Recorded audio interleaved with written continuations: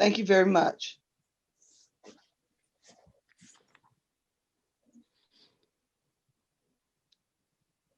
Madam Clerk.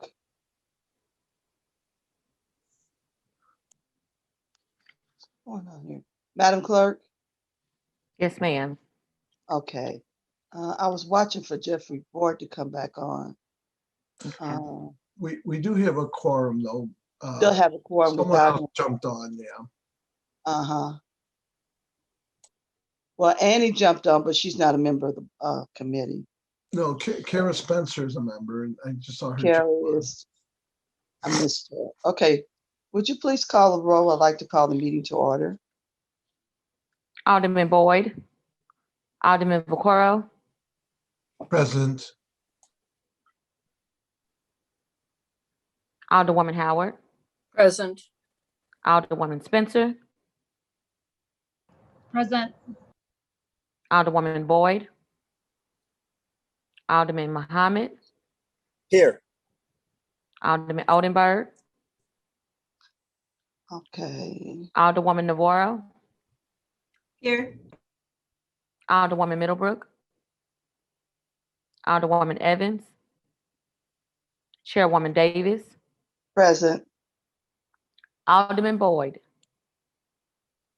Alderwoman Boyd. Boyd is Alderman- present.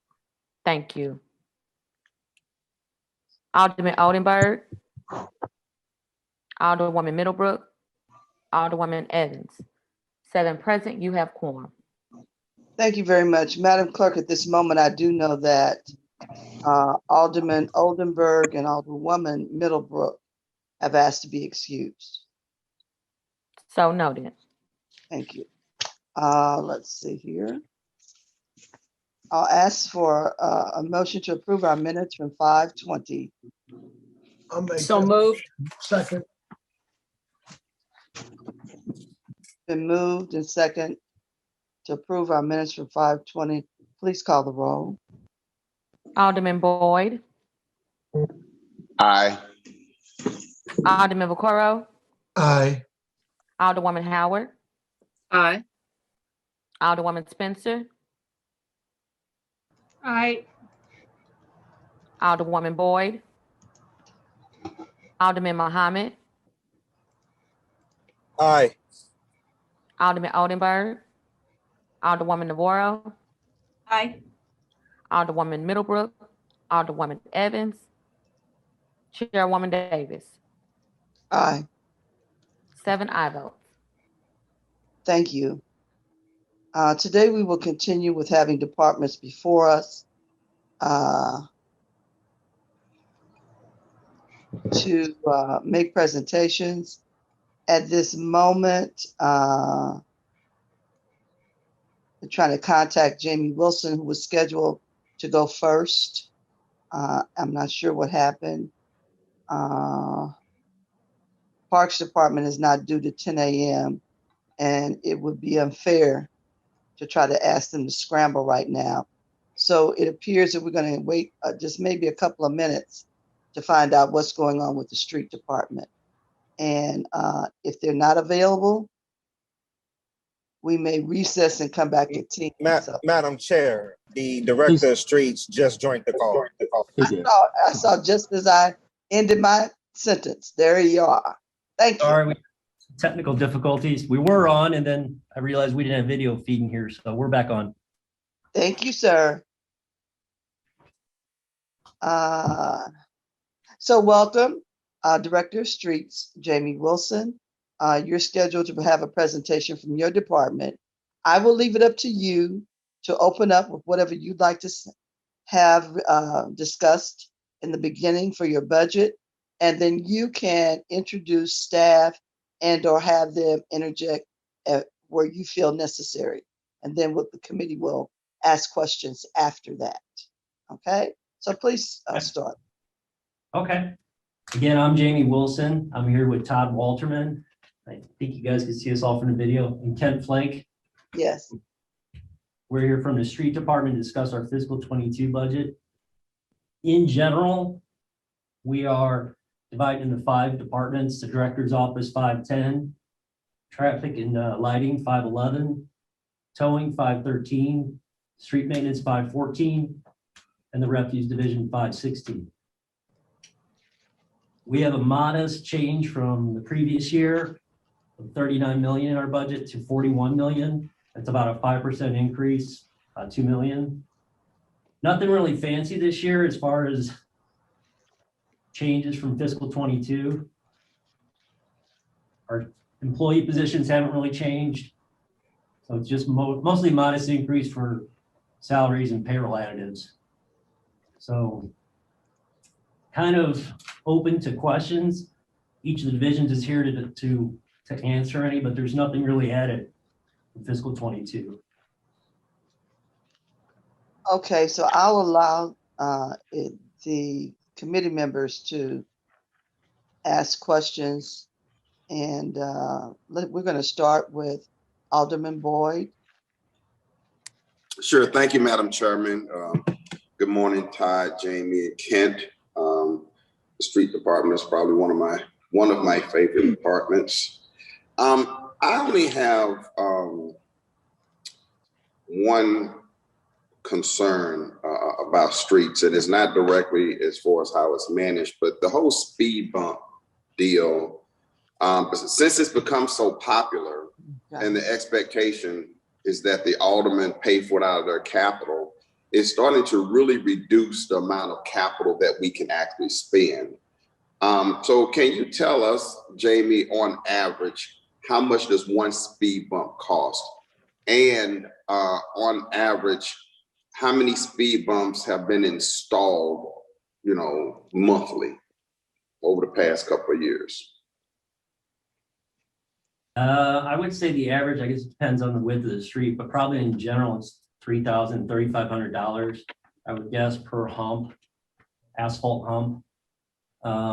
As far as the number per month, I couldn't do that without looking back on BPS's construction schedule, what they've been installing. I would say we probably have easily a couple hundred in the city at this point after four or 5 years of this policy. I can get that and provide you with. I was just saying I can follow up with the data to support your question. And 3,500 is pretty much the asphalt, the contractor installing the hump, correct? Right. That's BPS's citywide contractor's price. Right. And that's my guesstimate on it. I think that's what the going rate is, but I can again follow this up with a better answer. And it costs us about $900 for the study. Is that correct? That is, I thought that was actually slightly higher. I thought it was about $1,000 per study. 1,000. Okay. Yeah. But that is, again, that's the street department eats 5 studies per ward per fiscal year internally with our own forces free. And then anything above and beyond that, that's what we said we just couldn't keep up with the demand. So that's how we ended up where we're at, where we do some internally and then the rest after that gets farmed out to the BPS's on-call traffic engineers. We started way back in the past when the calming policy first was developed.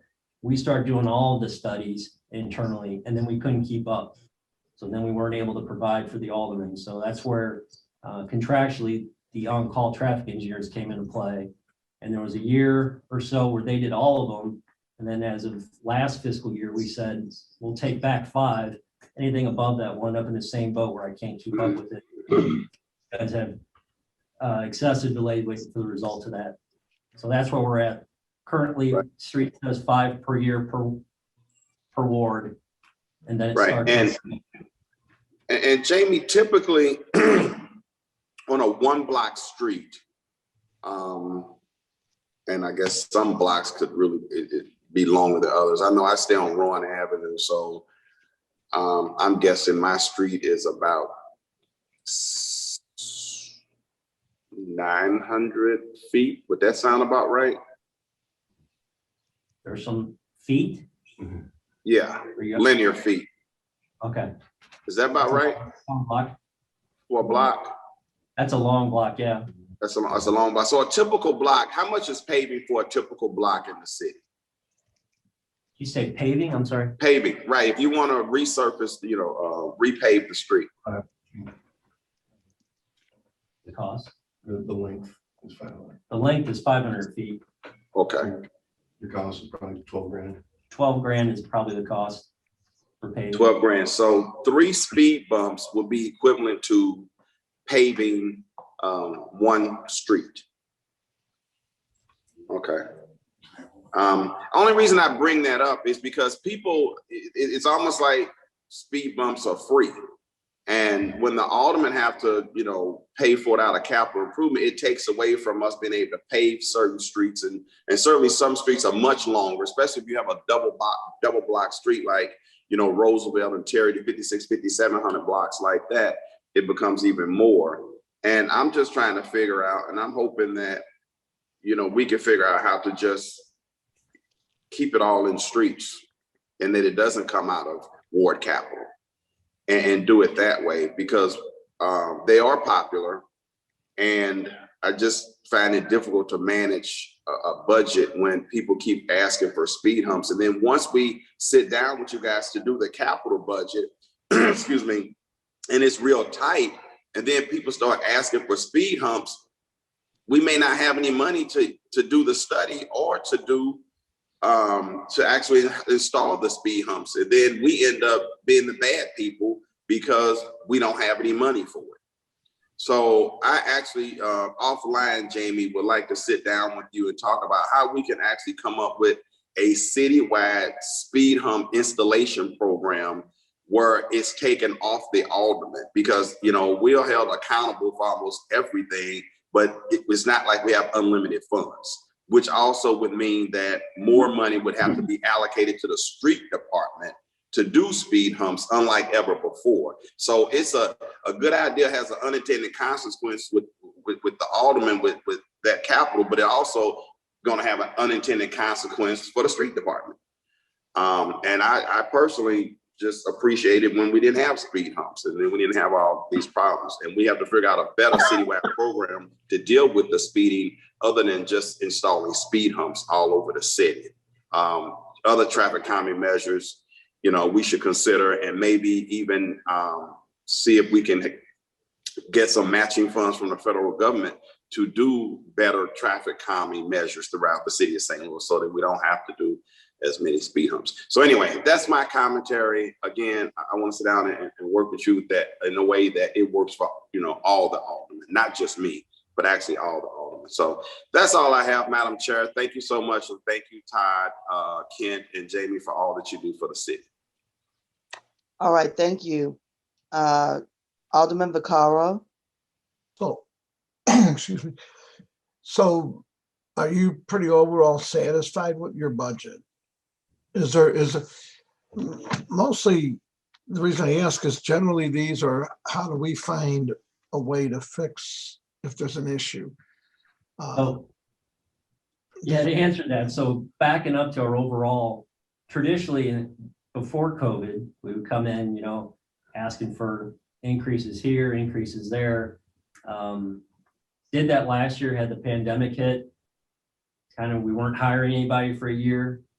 It's a little difficult to add on or propose changes when we haven't filled our vacancies, and we're fully conscious of what we're going through right now as a city, I guess as a world. But it would be a big step forward to start hiring some people, getting back to where we're at, so we can have those traditional conversations every year at budget time where we're filled.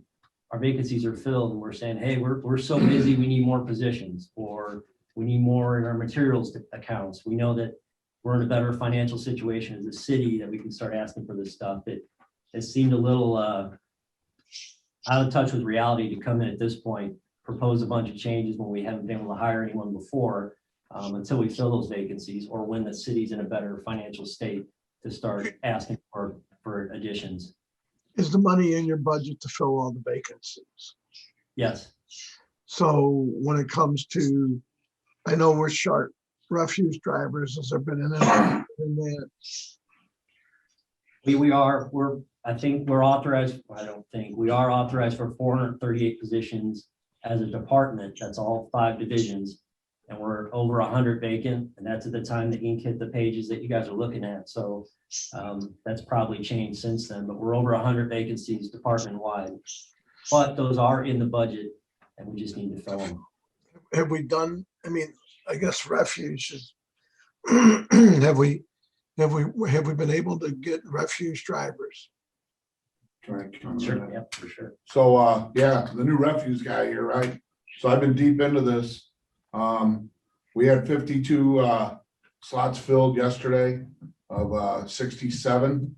That's a high, believe it or not. We barely ever cross 50. You have to understand, even though we have 52 there, we only get about 40 to show up because of, being hurt on the job and vacation and standard time off. There's a, lost time there, which is normal. But we've went through the existing employees there. We've spread them out because they had some compression in their pay. So 3/4 of the existing employees got little bumps in pay in the last year, trying to retain them. We've raised the minimum up about 15%. We've added a $1,500 signing bonus if you pass your working test period. And here we sit. Waste Management just had a hiring career fair last weekend, and they were offering a minimum of $21 an hour. Our people get a little under 17. And if you have talent, the numbers were offered of $25 to $27 an hour if you come in with talent, 4 years of talent. So they're poaching our drivers, they're taking our drivers. We can't retain them. The only reason they're staying is because they're working themselves to death. They are working every Wednesday and Saturday for overtime. We will spend $1 million this year in overtime, and it's inhumane. It's wrong. Okay, so we need to address the problems there. And I personally believe it's that we've never compensated our people that get CDL licenses. Over the years, the federal government has put more and more rules and laws on how to operate a CDL. And I don't think we ever compensated them fairly. We set up the tow division. We know we got cars sitting all over the place. We can't fill the tow spots. These are critical jobs that I really personally think we need to, research it and give these people a $4 or $5 an hour bump.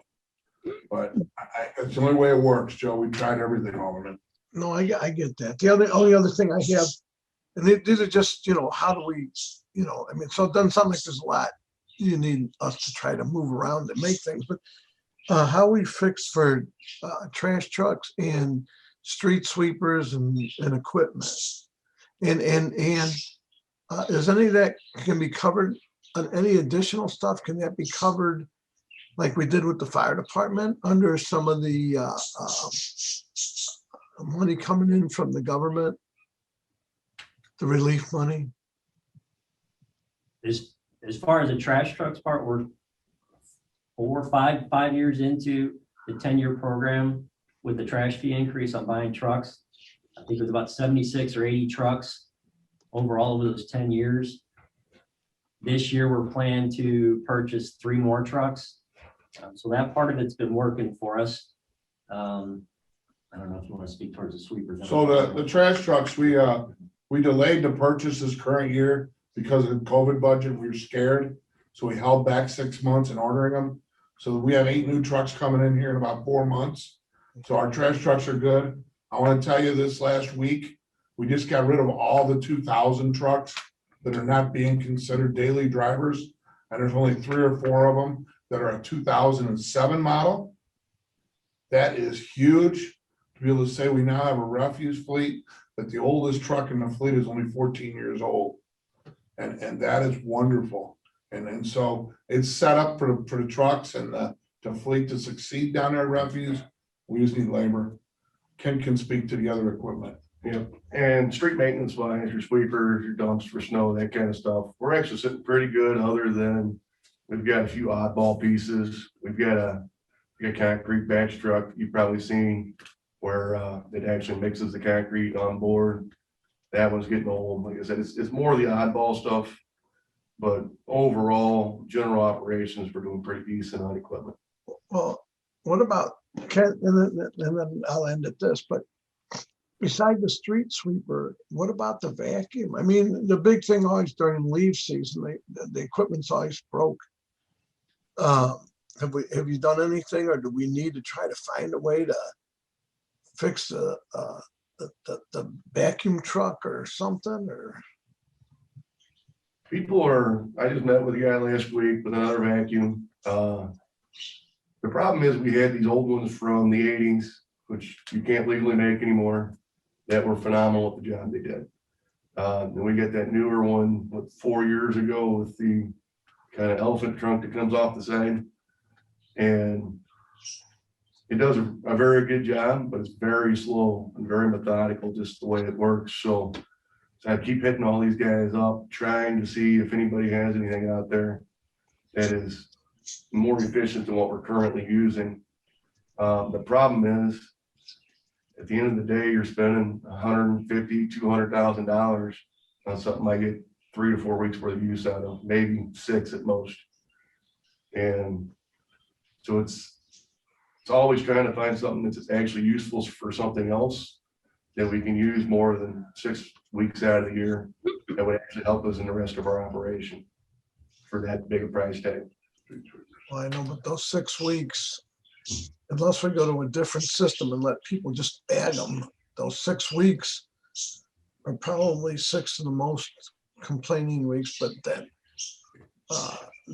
sewers are, I mean, when the leaves go down the sewer, it causes backups into people's homes because, but that's not a budget thing. So just sticking with the budget, so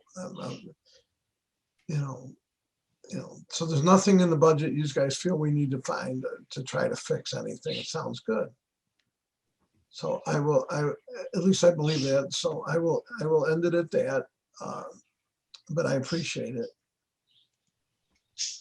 All right, thank you, sir. Alderwoman Howard. Yes, I have a few questions. I would like to know, due to the pandemic, you said that the overtime, you have money there for overtime. Would it be any advantage to take that overtime money and maybe we can figure out a way to give these people a raise? Or would that not work so well? I think you're referencing the refuse drivers and the, yeah, it's something that needs to be looked at in the pay ordinance. It's going to take an act of you guys, everybody, to do that.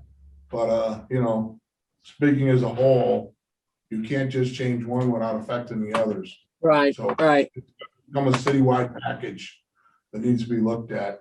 We, in my old job, we dealt with this when we went to $15 an hour.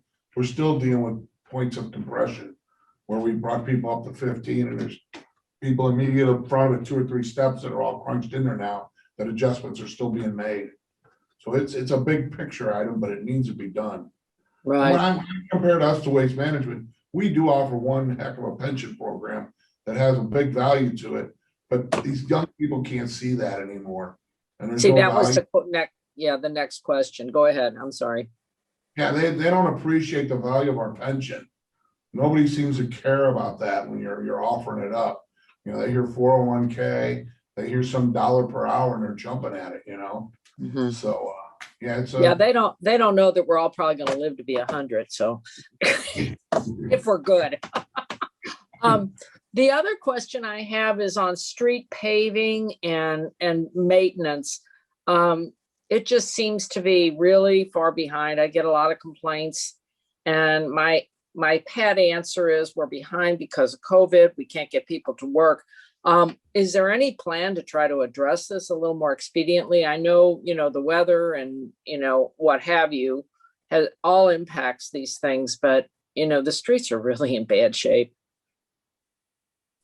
Yeah, and I'll address that. Honestly, it all comes down to the personnel. And currently in street maintenance, I've got 103 people, I have 157. And I mean, it's 34% vacant. And this is lower end employees as far as the salaries. And And we're not looking for rocket scientists. We're not looking for guys necessarily with CDLs. We'll train you to get the CDLs. And that's 25, 30 people out of that 54 vacancies. And in springtime, you're actually doing pretty good and catching up on the potholes and the street maintenance. We started paving 2 weeks ago, 3 weeks ago on the stuff we still had left over from last year. Well, that takes those same guys that were patching, and now they're out paving. So at this point, it's either do this or do that, and that's kind of where we're at. So did we defer paving? Did any paving happen last year?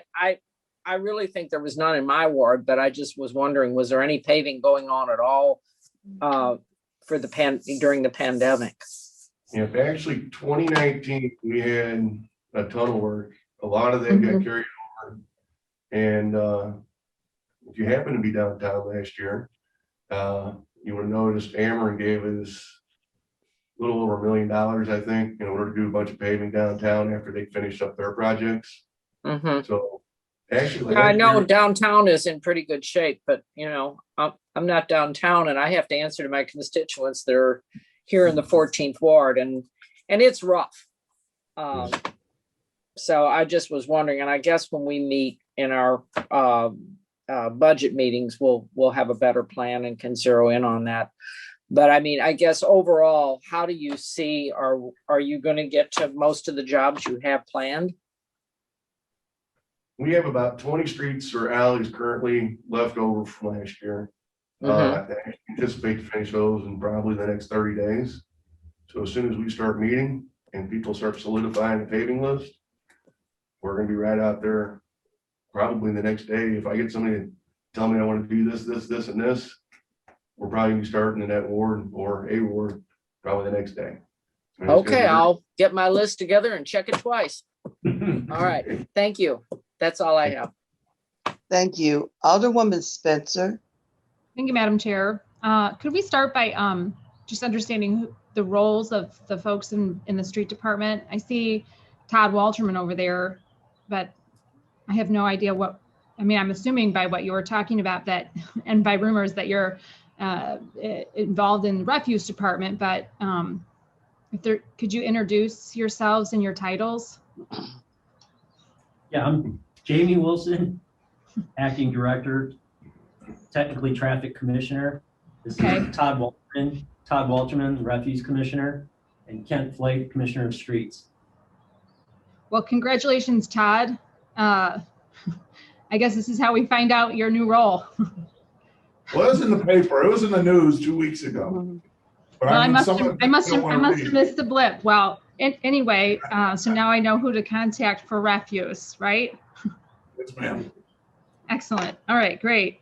You know, I think it might be helpful to understand maybe from a general sense. So we're looking at, I know, Jamie, that you mentioned all of the departments under streets here. We got from like 195, I understand. We've got the director all the way through refuse department to 18 in the budget book. Is that correct?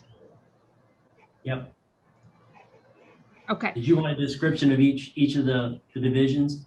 Okay, and that's where that figure you mentioned orally at the beginning of this, that the total budget for the department went from. Could you repeat that, Jamie? Overall for the department, it was 39 million and change in fiscal 21, and now in fiscal 22, the budget is 41 million and change. Okay, and that is for, let's get this right, for the streets department, the tow division, traffic and lighting, refuse, all of those departments. Am I correct? Correct. Okay. Can you give us a general understanding of how much of that budget goes to the various, I mean, I know we have this budget book here, but part of the process here is to have a public hearing and kind of have a broad understanding of, what we're funding. So that, can you give us a broad understanding of how much we spend as a city on an annual basis paving streets? Paving, not patching. What would you say that was about an average? Typically, between St. Louis Works and Capital, we spend about 2.5 million per year. 2.5 million per year paving streets. Yep. And how much of that is out of the ward capital, Kent?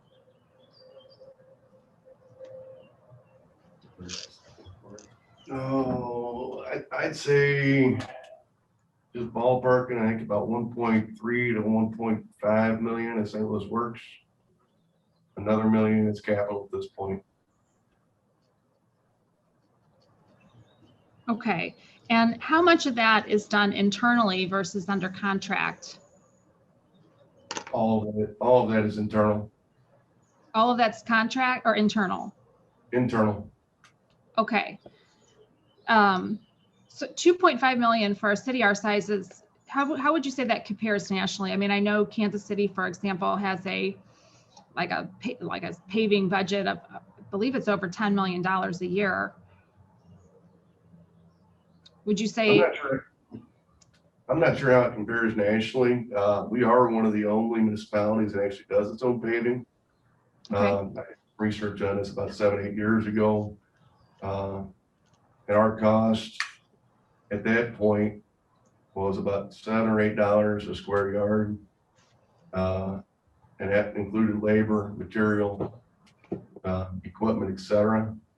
And the going rate at that time, if you were to hire a contractor, was about $18 to $20 a square yard. Okay. So is it less expensive for us to handle it internally?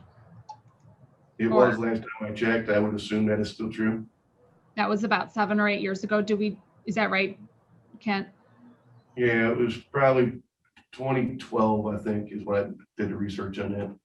Okay.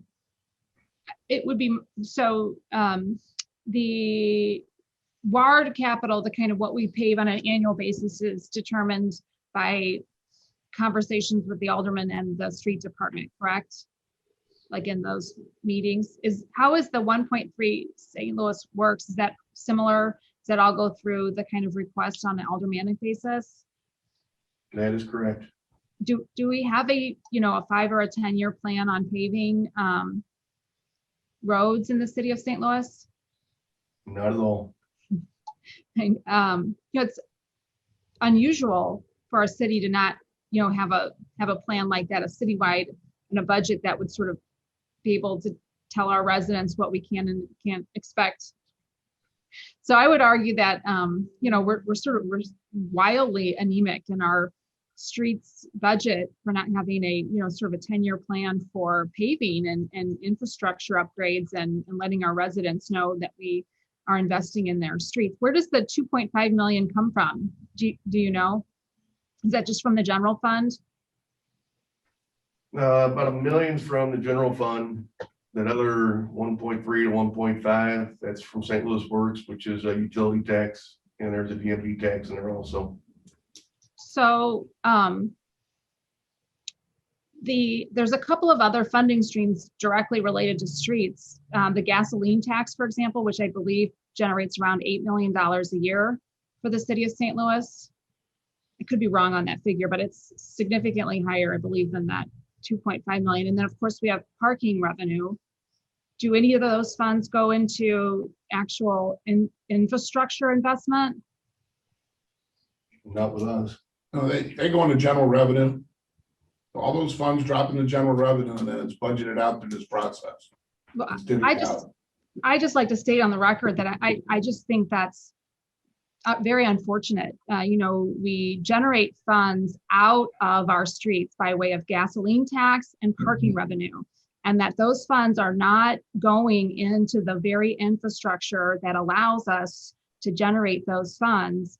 And we are so wildly anemic in what we, invest in our streets and our, roadways and the very things that, our homeowners, business owners, and investment community relies on, that infrastructure to make our city function on a very basic level. To hear that we only have, $2.5 million in our, paving budget on an annual basis is just unreasonable for a city with the amount of roadways that we have, not to mention the alleys and other things that are in wild need of of repair in gross disrepair throughout every single ward in the city of St. Louis. So if you all aren't going to advocate for more money in your budgets, I'm going to do it for you. I think it's absolutely unreasonable that we only put $2.5 million into paving. Do we have a budget for non-traditional or non-vehicular investments, for example, pedestrian safety? What did we spend on an annual basis? For sidewalk repair, for example, street calming and making our streets, our roads and transportation safer for non-vehicular transit. Yeah, that's expended a lot of different ways. I have to add that all together, whether it's humps, at signals, crosswalks, improvements done through BPS. I have to add that up to be able to answer that. It would be really helpful, Jamie, to be able to add that up and have an understanding there. I will say that the city of St. Louis has a pedestrian fatality rate 3 times the national average. And we need to get serious about investing in our communities. That pedestrian fatality rate, really disproportionately impacts lower income communities. Wards and neighborhoods that have seen disinvestment over many, many, many years. And if we could identify those funds, those 2 funding streams that I mentioned earlier, both the gasoline tax and the parking revenue, to start to make our streets not only better paved, but safer for all, I think we'd all be in a much better position. No, I agree with that. I think part of that, to have that money is key to be able to do what you need to fix a problem. One of the tougher things I've seen in looking at pedestrian fatalities, and you should look at it anyway in detail, but it makes you look at it even more in detail when you don't have a ton of money, is I have to be really frugal how I spend this. Yeah. Diving through those pedestrian fatalities over all the years of data we have, trying to isolate, where is this happening? Where should we focus our money? What we have, focus it on that. Had a real problem with, initially you would think, hey, I just dress up this intersection, do a mid-block crossing, and it all looks nice, correct ADA ramps, all that kind of stuff. Mission accomplished. Looking at the data though, it's easily over the majority of these fatalities happen in the middle of the night. People are on a 5-lane cross section, standing in the center left turn lane, not at an intersection, not at a signal, sometimes 100 feet from a signal, where we do have an actual crossing. People are jumping across in the middle of the night, they're getting hit, and it's a hit and run. So it's disturbing that that's what the data is pointing to. And then I really struggle internally. How do I fix that with money? Is it a mid-block crossing 100 feet from a signal? That doesn't make any sense. So my point is, I would love the funds to be able to do, X, Y, and Z with. I also would like the front end analysis of this to really start focus on how we can the best bang for the buck for what we do have. We're not going to be flush with money, but we need to be really smart how we spend it. And I don't want to do a $250,000 signal and then just up the street from us at Wilson and Hampton, I can watch people routinely cross 50 feet from the intersection where they have a protected signal to go across. I see people cutting through live traffic to get to the gas station when we've got this expensive accommodation right there. So it's frustrating that you could do that, and it's a big accomplishment to get it done, and then people still go there. So I don't know if it's an education point. We can have some of this money focused towards materials and for doing these type of improvements, but somewhere we've got to start educating people and holding them responsible for where they cross. Nobody wants people dying crossing our streets like that, and it's not as easy as just having a nice dressed up intersection. It's part of it for sure, but there's also a portion that has to be responsible on the people walking across there and what we could do to stop that type of behavior. Well, while I agree with you that there's some personal, responsibility on the part of the pedestrians, I also know that there's a lot of pedestrian fatalities that aren't as you described. And even if we took those off, I do think that we need to take a look at making some infrastructure investments, and I think we need some definitive answers on how to make our city a safer place for pedestrians, rather than so that we have a path forward so we can move through this. Those hit and runs are devastating. They're devastating for families. They're devastating for individuals. They're devastating for communities who can't cross the street safely. If we could, I know the budget director's on here.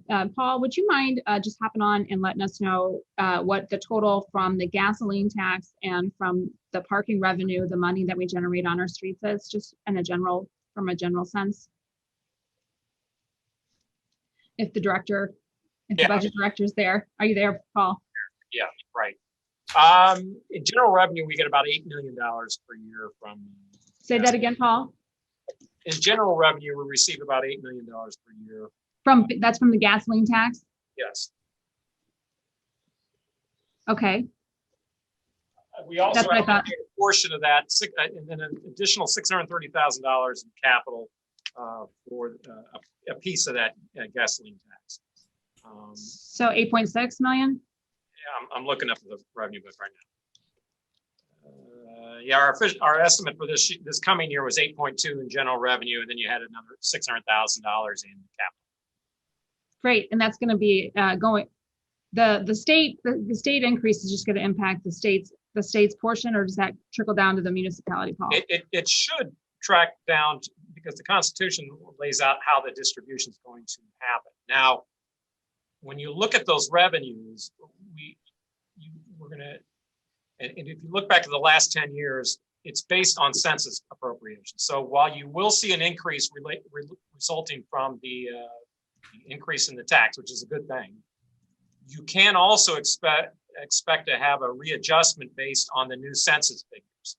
And if you look back at the last census figures, given that the city's population as a portion of the total state was down, I would expect to also see a reduction in that as well. So it's going to be an increase related to the increase in the rate, but I expect you're also going to see a decrease due to the census.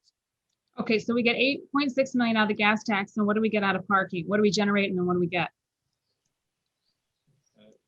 You're talking about the gross receipts tax, the license fee from parking? Just parking tickets, all that sort of thing, what we generate on the streets. We get a proportion from the parking meter division. Is that what you're referring? Not the garages. Just the what we get on. Yeah, the Traffic Violations Bureau. Let's see. City Courts has.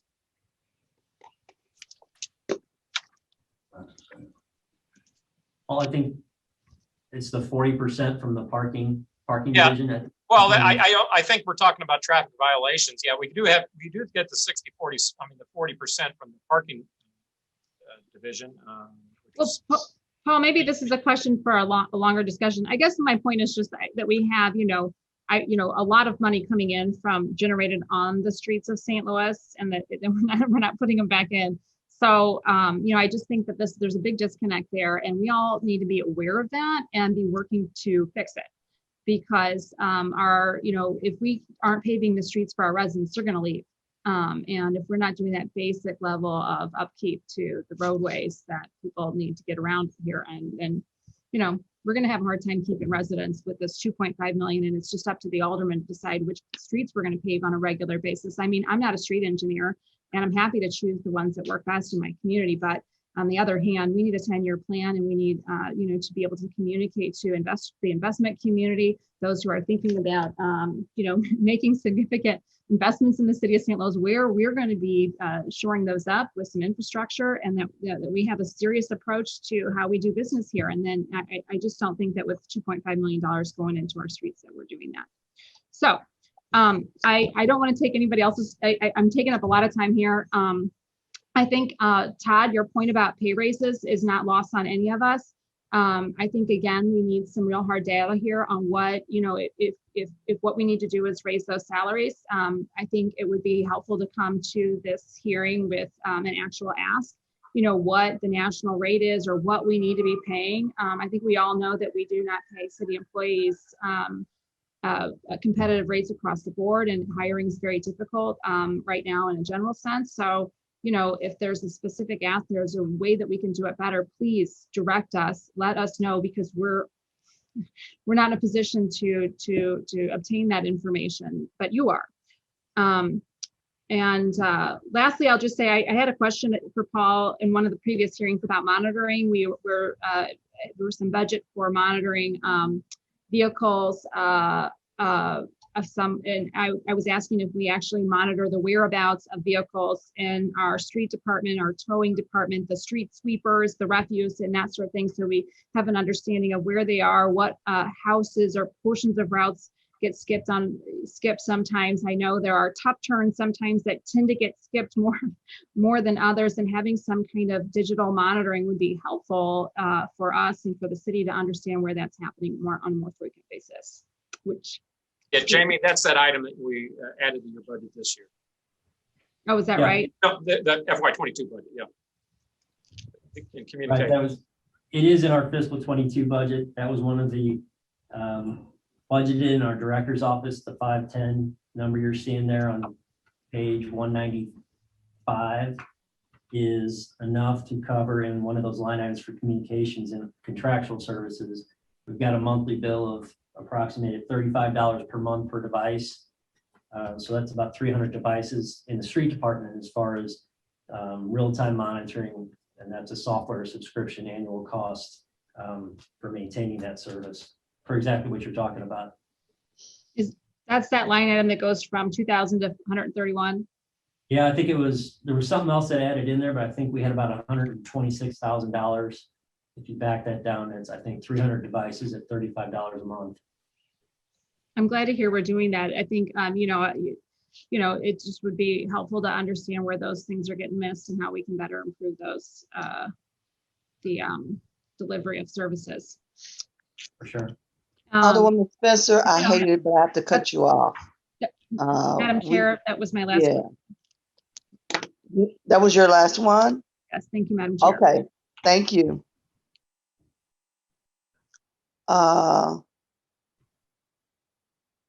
Alderman Muhammad. Thank you, Madam Chair. Thank you, Mr. Director.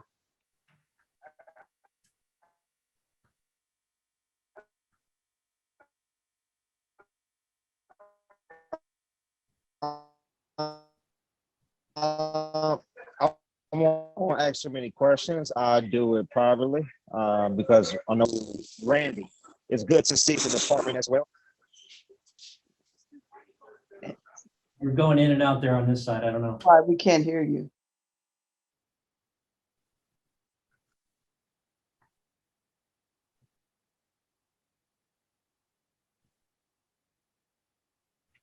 Alderman Muhammad, you're having technical difficulty. We can't hear you. It looks like you're on mute.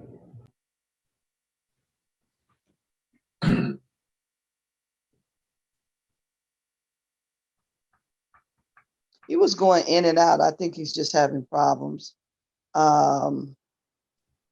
If necessary, he can come back in, and we'll move on to you, Alderwoman. Can you hear me now, Madam Director? Are you back? Okay. I don't know if you can you hear me? Yes, sir, we can now.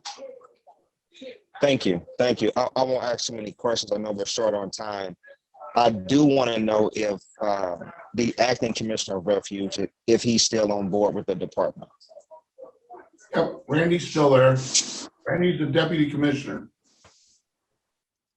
Okay, good to know. He's done a fantastic job, and it's great to see you, Tom. It's always good to be seen. No questions, Madam Chair. I will communicate directly with Kent myself.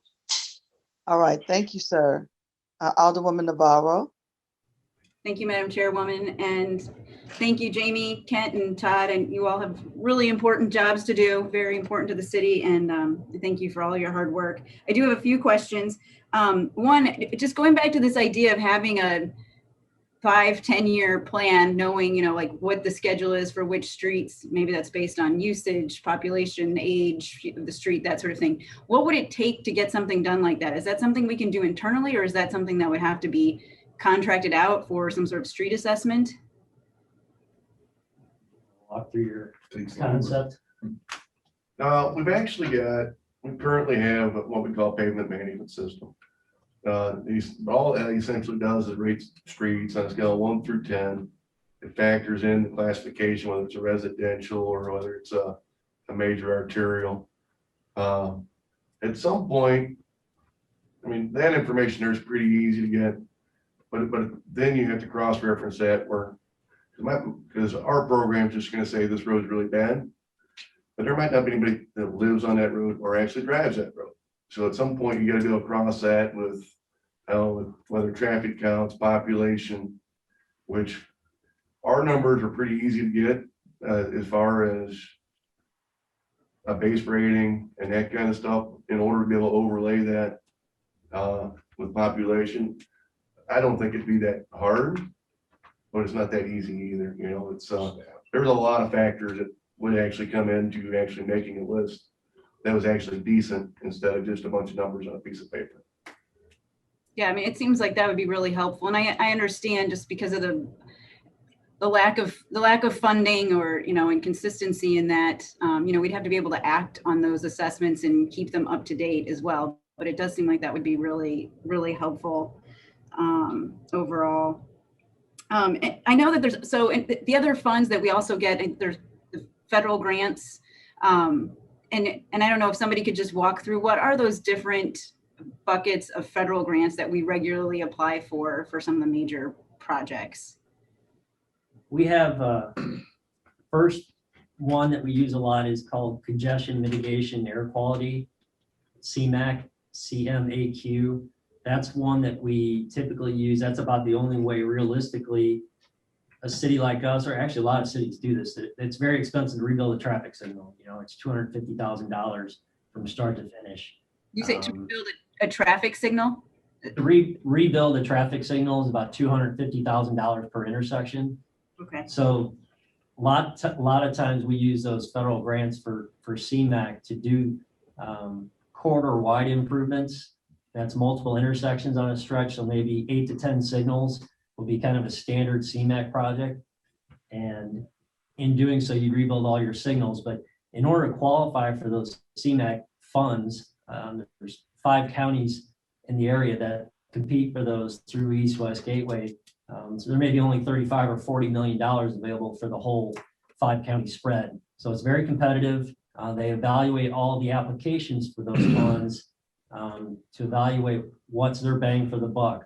For the dollar spent, how are you reducing, by the name of it, reducing congestion, improving air quality? So less, that translates to less times that cars are sitting there idling, fewer unnecessary stops, that type of stuff. So you reduce your fuel costs and you also reduce your vehicle emissions by doing these type of improvements. So a lot of times it's moving traffic better than it was before you left the project. So a typical project, while it does rebuild a signal, will add side street detection. So the signal doesn't go to the side street when nobody's there, causing everyone on the main line where that majority of traffic is to stop, idle, start up again, wear and tear on vehicles, fuel costs, and then the pollutants. So that's where these projects, you put that stuff in. Then when you go in the end to look from the 8 to 10 signals, it used to take this long to get there, this number of stops, this amount of delay. Now you're able to go there after the improvements, do those same studies, and then the delta is your savings. So you could save $1 million in fuel costs per year by doing an improvement, for example, and then X amount of pounds of pollutants. So that's how the CMAQ projects. And then can you apply every year for that one? Yeah, every year. Okay. So typically the 5 counties will for sure get a project. It's really competitive after you get your one project. So usually it's 1 to 2 projects per year you would get for the city for those type of signal improvements.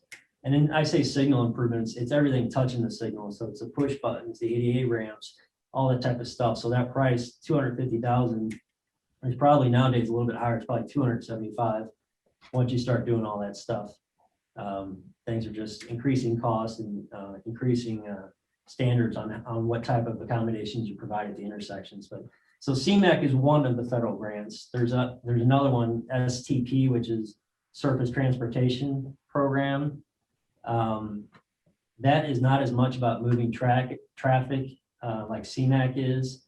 It's more of the some of the structural and physical accommodations within a corridor. A lot of times that's used for your bridge work. So that's, or maybe a streetscape type job where if I had a corridor like a CMAQ corridor and we did new sidewalks, new plantings, all that kind of stuff doesn't score as well for CMAQ because it doesn't really directly relate to how you're able to improve traffic flow. That, on the other hand, is more taken into consideration for the STP funds for those federal grants. So those two, and again, those are largely bridge projects that the city gets for those. 20%. And then both of those with the STP or CMAQ requires a 20% match by the local agency that applies for it. So the feds pay 80%, the local match is 20%, which is great, but even as we all know, the 20% local match is still difficult to find. Great, thank you. And are those, is that? I forgot one more, the TAP grants, the Transportation Alternatives Program. That's a smaller bucket of money, but it's different again from the STP and the CMAQ grants in that it's more focused on pedestrian and bicycle accommodations that normally wouldn't score as well as the larger scale improvements in STP or CMAQ grants. Recent examples like the Tower Grove Park project that's complete now. That was a past recent TAP grant. So it's probably $1 million. I think it's $1 million. It might be $1 million cap on those projects. So it's smaller, but it's still $1 million where we're only paying 20%. So it's something that we will always apply for and continue to apply for all three of those type of federal project grants. Great. And does that get reflected in this budget anywhere? I mean, I don't know what the timeline of those is with our budgeting cycle. No, we don't. So as the price we'd be looking, or the money we'd be looking for is the match money. We don't have a line item for the match money within the street department budget. That's usually accomplished by seeking the assistance of an alderman that maybe has a project. So if I have a CMAQ project where it's involved in like the Goodfellow CMAQ project we're doing now, say you got 8-10 signals there, we're getting donations from the alderman for making up that match money. The Tower Grove Connector project, Arch Park Foundation has got a bunch of money. The Cortex has got a bunch of money. They helped us with the local match, and the local alderpersons did as well. So it's a team effort as far as the local alderpersons and some entities like a Cortex, for example, that can help with those funds. Okay, thank you. Are there ever any private foundation grants for, whether it's pedestrian safety or improving bike infrastructure, like those sorts of things that we go after? Are those out there, and are there more funds that we could be going after in some of those categories? I think there's probably more and more that's coming out these days as the focus gets away from pushing traffic as fast and as quick as possible. It's a struggle to find those because they are new. What you have one year, you don't have another year, and it's called something else from someone else. So that it is a challenge to keep up with those things, and it's something we keep our ears open for. And anytime someone hears about something, we are absolutely open to pursuing it and putting an application in.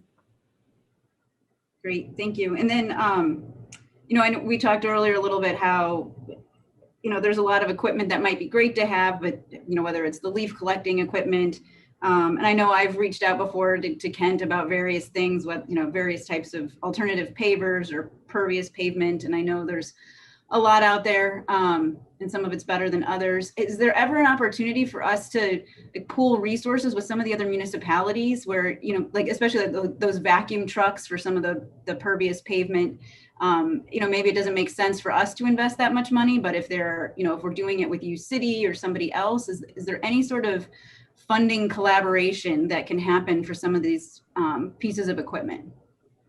What's tough there is we would probably all be wanting to use it at the same time. Leaves fall everywhere, so we'd be trying to call dibs on that equipment, whether it's paving season's open for them and us, or leaves are falling for them or us. I don't know if any type of conversation. Or maybe, yeah, I mean, maybe that's not a good example, but you know, I know we've talked before about like the sidewalk shaving equipment. In lieu of ripping up a whole sidewalk, you could shave it down so it's level again. I just wonder, yeah, is there any opportunity to do anything like that? Because it seems like there's other innovative things out there, and I just, you know, are we looking for a way? How much time do we spend investigating those and trying to find funding? Because it does seem like there's a lot of stuff we spend a lot of money on, and there's probably a more efficient, more effective, cost-effective alternative out there, but I know it takes time to find it. We are always probably one of the best ones here for keeping his ears open for that type of stuff and evaluating. Usually when people bring up things, and maybe if that's your example as well, where you bring up things, it's something he's either heard about, or if he hasn't heard about it on the rare occasion, it's something he'll research with them probably the next day to figure out. So we're absolutely open to innovation, whether it's a city coming to us and talking to us about what they're experiencing and collaborating anything, as well as us finding our own way with new concepts and new practices. Okay, well, good. Well, I will keep emailing you all Sure. things. So look for them, Kent. And then just one last question. Yeah, I guess, yeah, it's a question as well. I mean, as many people know, we've got these taxing districts. So whether it's community improvement districts, SIDS, SBD, special business districts that are an overlay on our already, you know, the general taxes people pay. And those districts often pay for additional street improvements. And so that's why you see some neighborhoods have different striping plans, or they've got different signage, or they've installed, you know, their own delineators. I mean, they've even gone in and done their own painting. And the next week, and I know we've had this happen in the Central West End, and then the street gets repaved after that SBD just spent taxpayer money to restripe the street or something. How can we better community? This also just happened, the Hamilton Bridge. You know, we just had some great repairs, and now MSD has all of their major trucks parked on that bridge while they're doing a very important project. But it just seems like we are probably losing money in that we have to keep tearing things open, or we fix something, then immediately there's something else scheduled right afterwards that undoes a lot of that work. How do all of these different things get planned and scheduled so that we are not wasting money? We're always talking with the utility companies. Last thing we want to do is pave something, have it torn up. A lot of times when you see that happen, it's probably for an emergency repair. I would say very rarely is it something scheduled by Ameren or Spire or MSD that we would just be surprised that they had some major project coming through. This is not that it would ever happen. I'm just saying that. Yeah, it's an MSD emerging. project clear. The signs have been up there. We're coming. We're going to repair this. And that was just, you know, yeah, one example.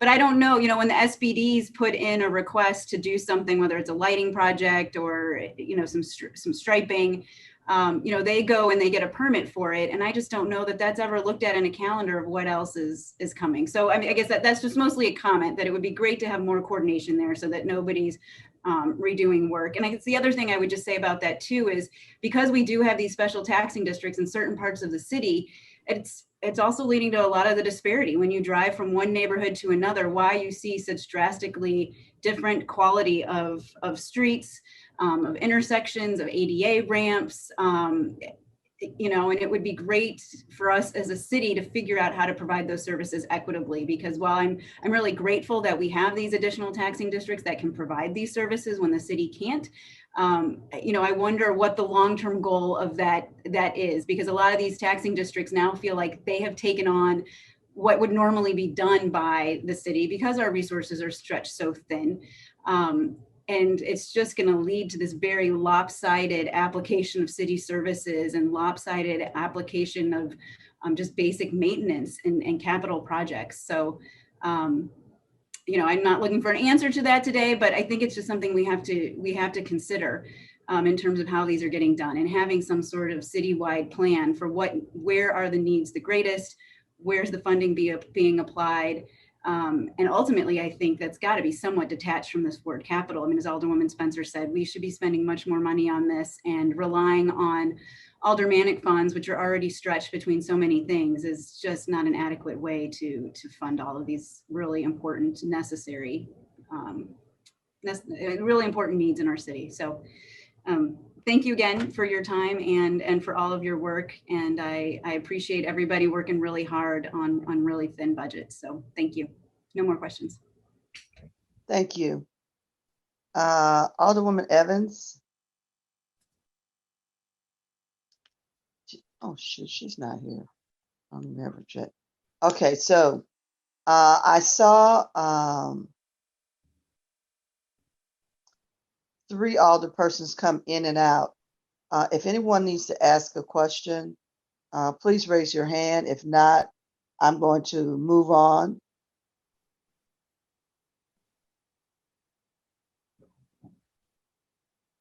Seeing none, what I'd like to do is close out this session.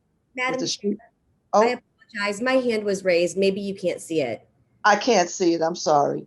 No worries. Do you mind if I ask a quick question? Please go right ahead. I didn't see you come in. Okay. Thank you so much. I just had a quick question for you, Jamie, with respect to, I know we had a hiring freeze, but we had worked on the mobility ordinance in construction zones and haven't been able to enforce that or implement it. In this budget, are those positions ready to be filled? They are. And for those that don't know, that was the addition of a plan examiner and an inspector. So that's the enforcement side. Well, 2 parts. The plan examiner helps us evaluate all the accompanying traffic control plans that come with our street permits. So that position was added in order to facilitate that. And then also on the enforcement side, we got funding through that same initiative to add an inspector.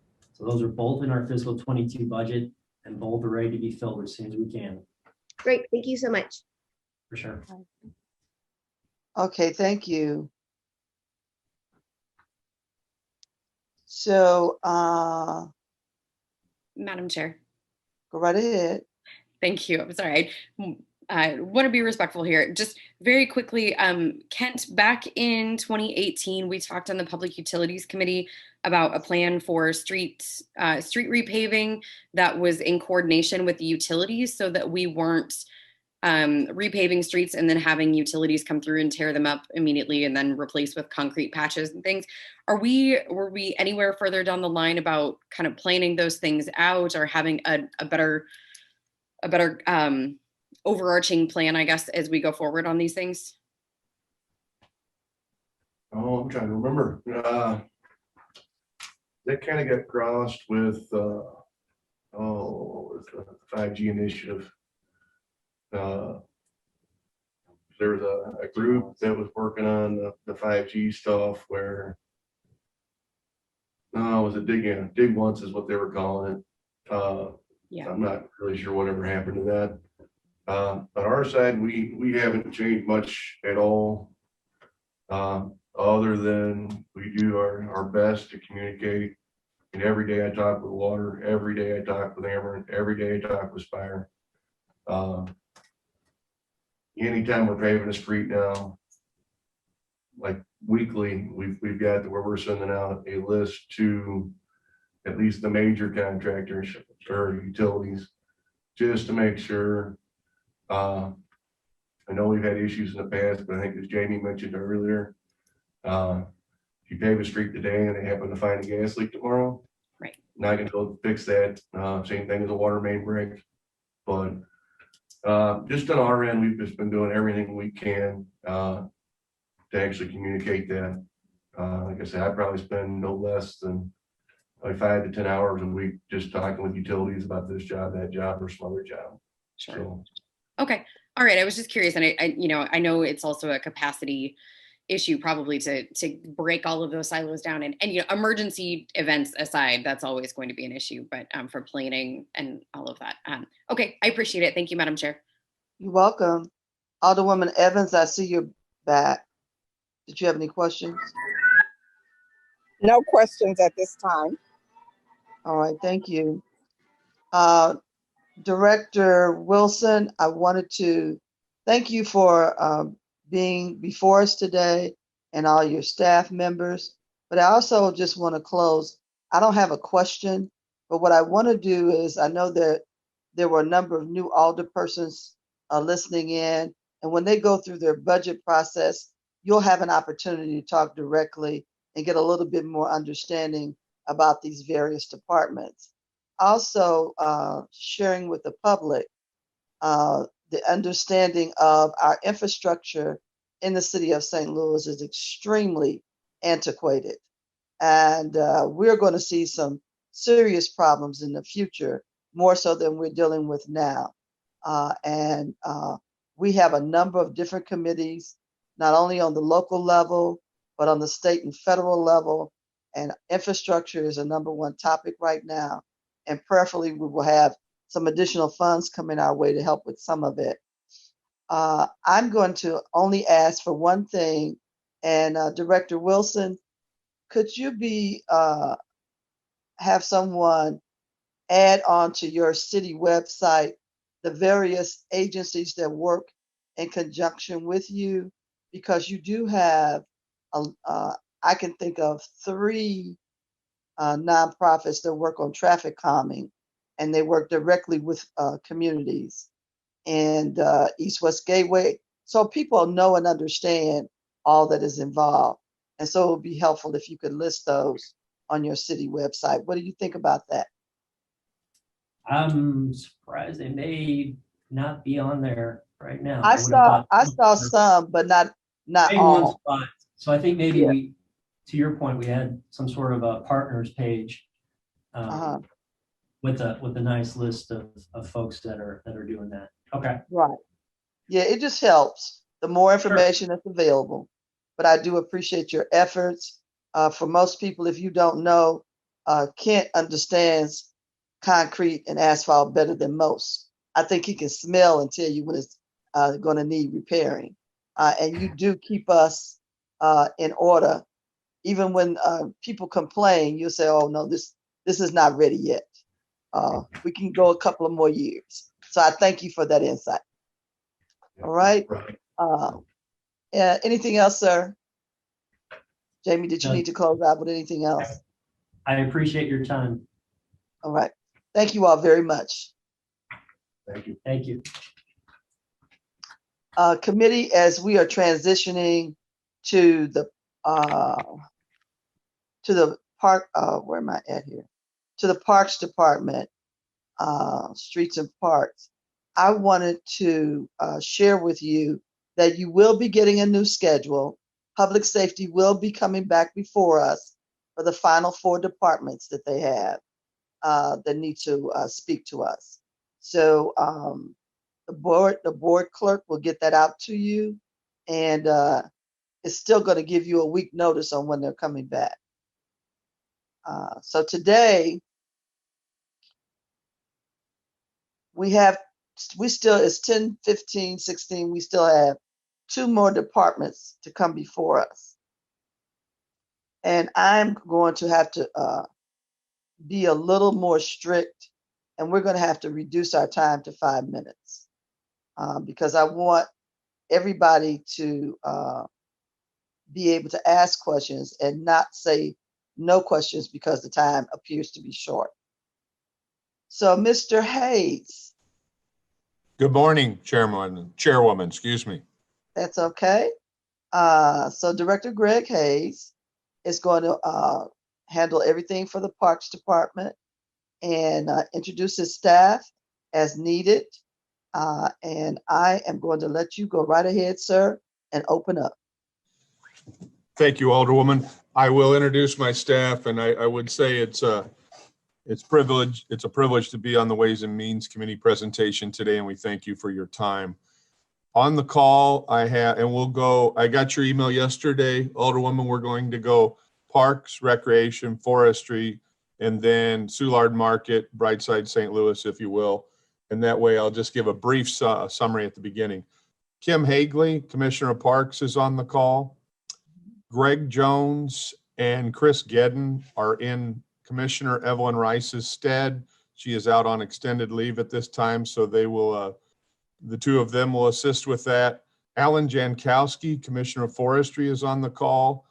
Mary Lou Green, Program Manager of Brightside St. Louis, is on the call, as is Kathy Sullivan, our Executive Assistant, who is behind me in our office. So in the past, I've taken an approach of giving a summary of our entire department for sake of brevity, and so information is not lost on myself and anyone else. I'm just going to start with Parks, give a brief summary, and hand it over to myself and Kim Hagley for any and all questions or comments. So if that's okay, Chairwoman. Yes, sir. Okay, so Parks, essentially, it's about a $9.4 million budget. Our department as a whole always hovers around $20 million budget, as all of you know. Essentially 100 permanent person employee table of organization, and we do expand to upwards of 180 employees with seasonal help April through September. We have 110 parks that Kim and her team are responsible for, all the grass cutting, trash cans, et cetera, anything to beautify as best we can and to make these parks safe and popular for our citizens and visitors. I will cut right to the chase in terms of our current situation that we can both expand on. It takes us, and it's a staffing issue, it takes us 75 to 80 limited term utility workers to cut on a 2-week park cycle, which is about 12 to 13 cuts from April to September. This is unprecedented what we are facing now, and I cannot believe the citizen calls are not large in number. We currently have 36 individuals cutting grass in these parks, and we need 75 to 80, which we always get around that number. So we are dealing with something that could become a very significant issue soon with the sun and rain hitting this grass. Cannot believe what our crews are doing to limit the number of concerns from citizens, and we're working overtime, which is unprecedented in parks, 5 days a week and Saturdays if necessary. So that's a staffing issue I want to bring up. And of course, we have across seasonal and permanent vacancies, and Kim can correct me, I believe we have 60 vacancies at present. We cannot get individuals hired for the most part, simply speaking. I will end there with that summary for Parks with respect for the Alderman and Alderwoman's time. Thank you. All right, thank you very much. We'll go ahead and do questions for that department now. Alderman Boyd. Yes, good morning. Thank you, Greg and Kim and Alan and Greg Jones for all the hard work you guys do. Let's talk a little bit about recreation. You know, how are we looking as far as recreational opportunities for citizens this summer with COVID kind of lightening up? Sure. I just got an update from Greg. I get pretty much every other day updates. I think we're looking pretty good considering the rescission of the health orders just occurred last week. We have 21 contracts in place through a competitive RFP process from 2018. Went very well with private providers working with our own rec center staff members on summer camps and things of that nature. Those contracts were all sent back to us in 2020 because of COVID and restrictions. So what we did in anticipation of the rescission 2 or 3 months ago, we had to redo all the contracts. They had to be different signatures, et cetera.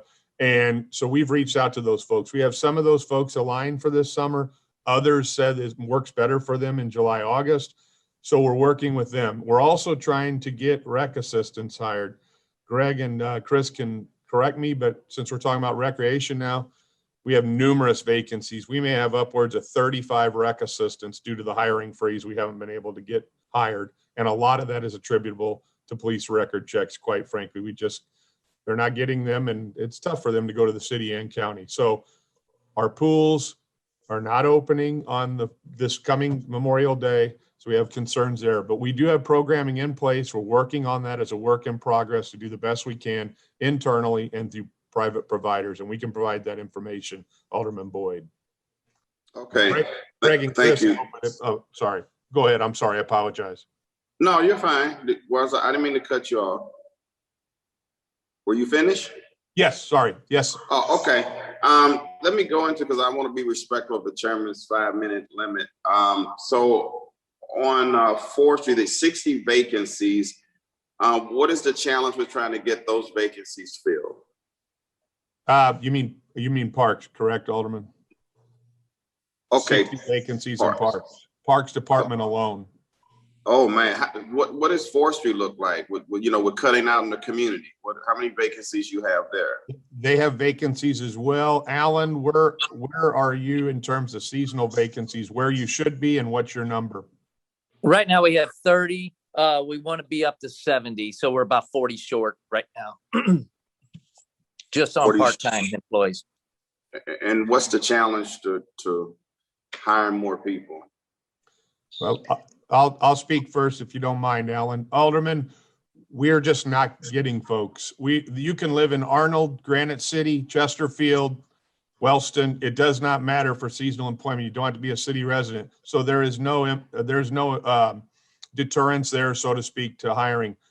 We just are not getting the folks coming to us from the personnel department, and perhaps a large degree is because folks aren't applying, but I think a lot of it is we're begging for the list. We host our own job fairs. We've been doing it in our department because our folks are passionate. They want to get employees in place and staff members. We do our own job fairs often, and we have for 2 to 3 years. So I would say the direct answer is we're not getting the names from personnel, and police record checks play a part in it. We also have an inordinate amount of failed drug tests, quite frankly, that we hear about, and you just can't hire somebody who failed a test. Now, is that test for marijuana or more than marijuana? Do you know? It runs the gamut, Alderman. I've dealt with random pools and new employee tests for years, and I believe it checks for everything. I'm not a health expert, but it would check for everything, and quite certain that marijuana does knock a lot of folks out of contention, yes. Yeah, I thought we had lifted that for some reason, and that we wouldn't really focus on the marijuana issue especially when we started kind of not just giving summons to people who had a certain level of possession of marijuana, and in light of where the country seems to be moving toward. I thought a year or two we kind of let up on some of that. That's not true? Not to my knowledge, unless personnel has a different answer that I am unaware of. We've had those discussions about marijuana, and at the end of the day, we need folks, and we're desperate for folks. So if that helps answer the question. Okay. As long as they're not, go ahead, I'm sorry. Can you find out from personnel, if marijuana is excluded from the drug tests? I most certainly will. I'll be curious to know. To me, that's such a minor infraction these days that we shouldn't even be looking at that, especially with people having cards, for medicinal purposes. We need to really look at that. Correct. Is there anyone thank you, Alderwoman or Alderman. Is there anyone on our team that has specific information to answer that question now? I believe the answer is they do test for marijuana. They do test for everything. If they have a medical card, then that's a different story. When they go and they have a medical card, or we encourage people, because we've run into this before, if they're on a medication that could sway their drug test, we actually, that's part of our spiel, take that your medicine with you, so that you can tell them up front right there, so it doesn't go back and forth when they test, if they test negative. That way the testing facility knows up front what medication they're taking. Okay, thanks, Kim. Thank you, Kim. And also, we even went to personnel a year or two ago and said, we don't even need folks with a driver's license to work in parks. If they can get somehow to a park, we will hire them without a driver's license. Forestry is a different approach, and we need folks traveling across the city. But if we can get them to a park, we can move them around in that general area of the city. So the driver's license should not be an issue in parks. The other thing that I would like to add is we're hiring them sight unseen. If you can pass the background check and you can pass the drug test, we immediately bring you in to fill out paperwork. So we will take anybody who's willing to work. Okay, I know forestry is kind of one of those departments that people love to beat up a lot. And it's not your guys' fault. Like you say, it's kind of short-handed oftentimes. I certainly appreciate, all the hard work the forestry workers do. To me, they're put in harm's way more often than any city employee. I mean, they've had to deal with drug dealers running them away because they have their stash, stashed in high weeds. And it's a tough job dealing with poison ivy in some of these yards. So I just want to say thank you, publicly, that I truly appreciate forestry and the workers and what they have to deal with out in the field. Anything that I can do as an alderman to kind of help you in your process. If you could send me a flyer, I could email it, tweet it, whatever, about employment opportunities there. And I also want to say public, I know I sent you guys this email, but I had an issue in the neighborhood, and it was just a phenomenal job done by the forestry workers when they came over and de-weeded this vacant house that had about 4 feet of grass in the front yard and the back. And it was greatly appreciated. Everybody on the block appreciated it, and we don't say it enough. And so I just, again, want to say thank you, Greg, to your staff and everybody that works with you for the hard work you guys put in for the city of St. Louis. Thank you again. Appreciate your time, Madam Chair. Alderman, thanks for the kind comments, and I can assure you every time we receive them from you, they are disseminated to our staff, so thank you. Alderman Vaccaro. Yes, I'm here. I will keep it real short. And I know we're extremely short on help. Have you considered on some of the smaller parks, like if they would just provide a larger 1 or 2 riding lawnmowers? I would think that there's citizens, or it's just an insurance problem. In our parks, I would be willing almost to put to bet that the people in the neighborhood might consider cutting the park if they had the proper equipment to do so. I consider cutting it. Get me a tractor. I'm used to that. Sure. I appreciate those comments, Alderman Vaccaro. Kim, I don't think we've formally pursued that option. I know there could be some liability with non-city employees on city-issued equipment. So that's probably been the hurdle, Alderman, if we've even thought about that. Definitely appreciate the offer, but to my knowledge, we have not explored that. Now in forestry, we have the Mow to Own program, thanks to Alderwoman Spencer and some other folks. And folks really do cut those properties next to theirs, the LRAs. But in parks, I don't know if it's applicable. I don't think it is to date. Kim, do you have any insight? No, nobody really mows. It's more the flower beds and things of that nature. Park cleanups are wonderful. Picking up the limbs in the park. Several parks do that, neighbors, and we just, when we're in there picking up trash and gonna mow, we pick up the sticks then. All of that helps us do our job better and more quickly. Right, and I know the Lindenwood group, I mean, not only Antilles both, but they not only pick up, they plant flowers, they do all the landscaping and everything. I mean, they do a good job. They're unbelievable, Alderman. Craig Strobeck and the folks you put us in touch with, they're a great volunteer partner. Thank you. Oh, they are, they're good. And, I got to figure out how to keep people from trashing Tilly's Park.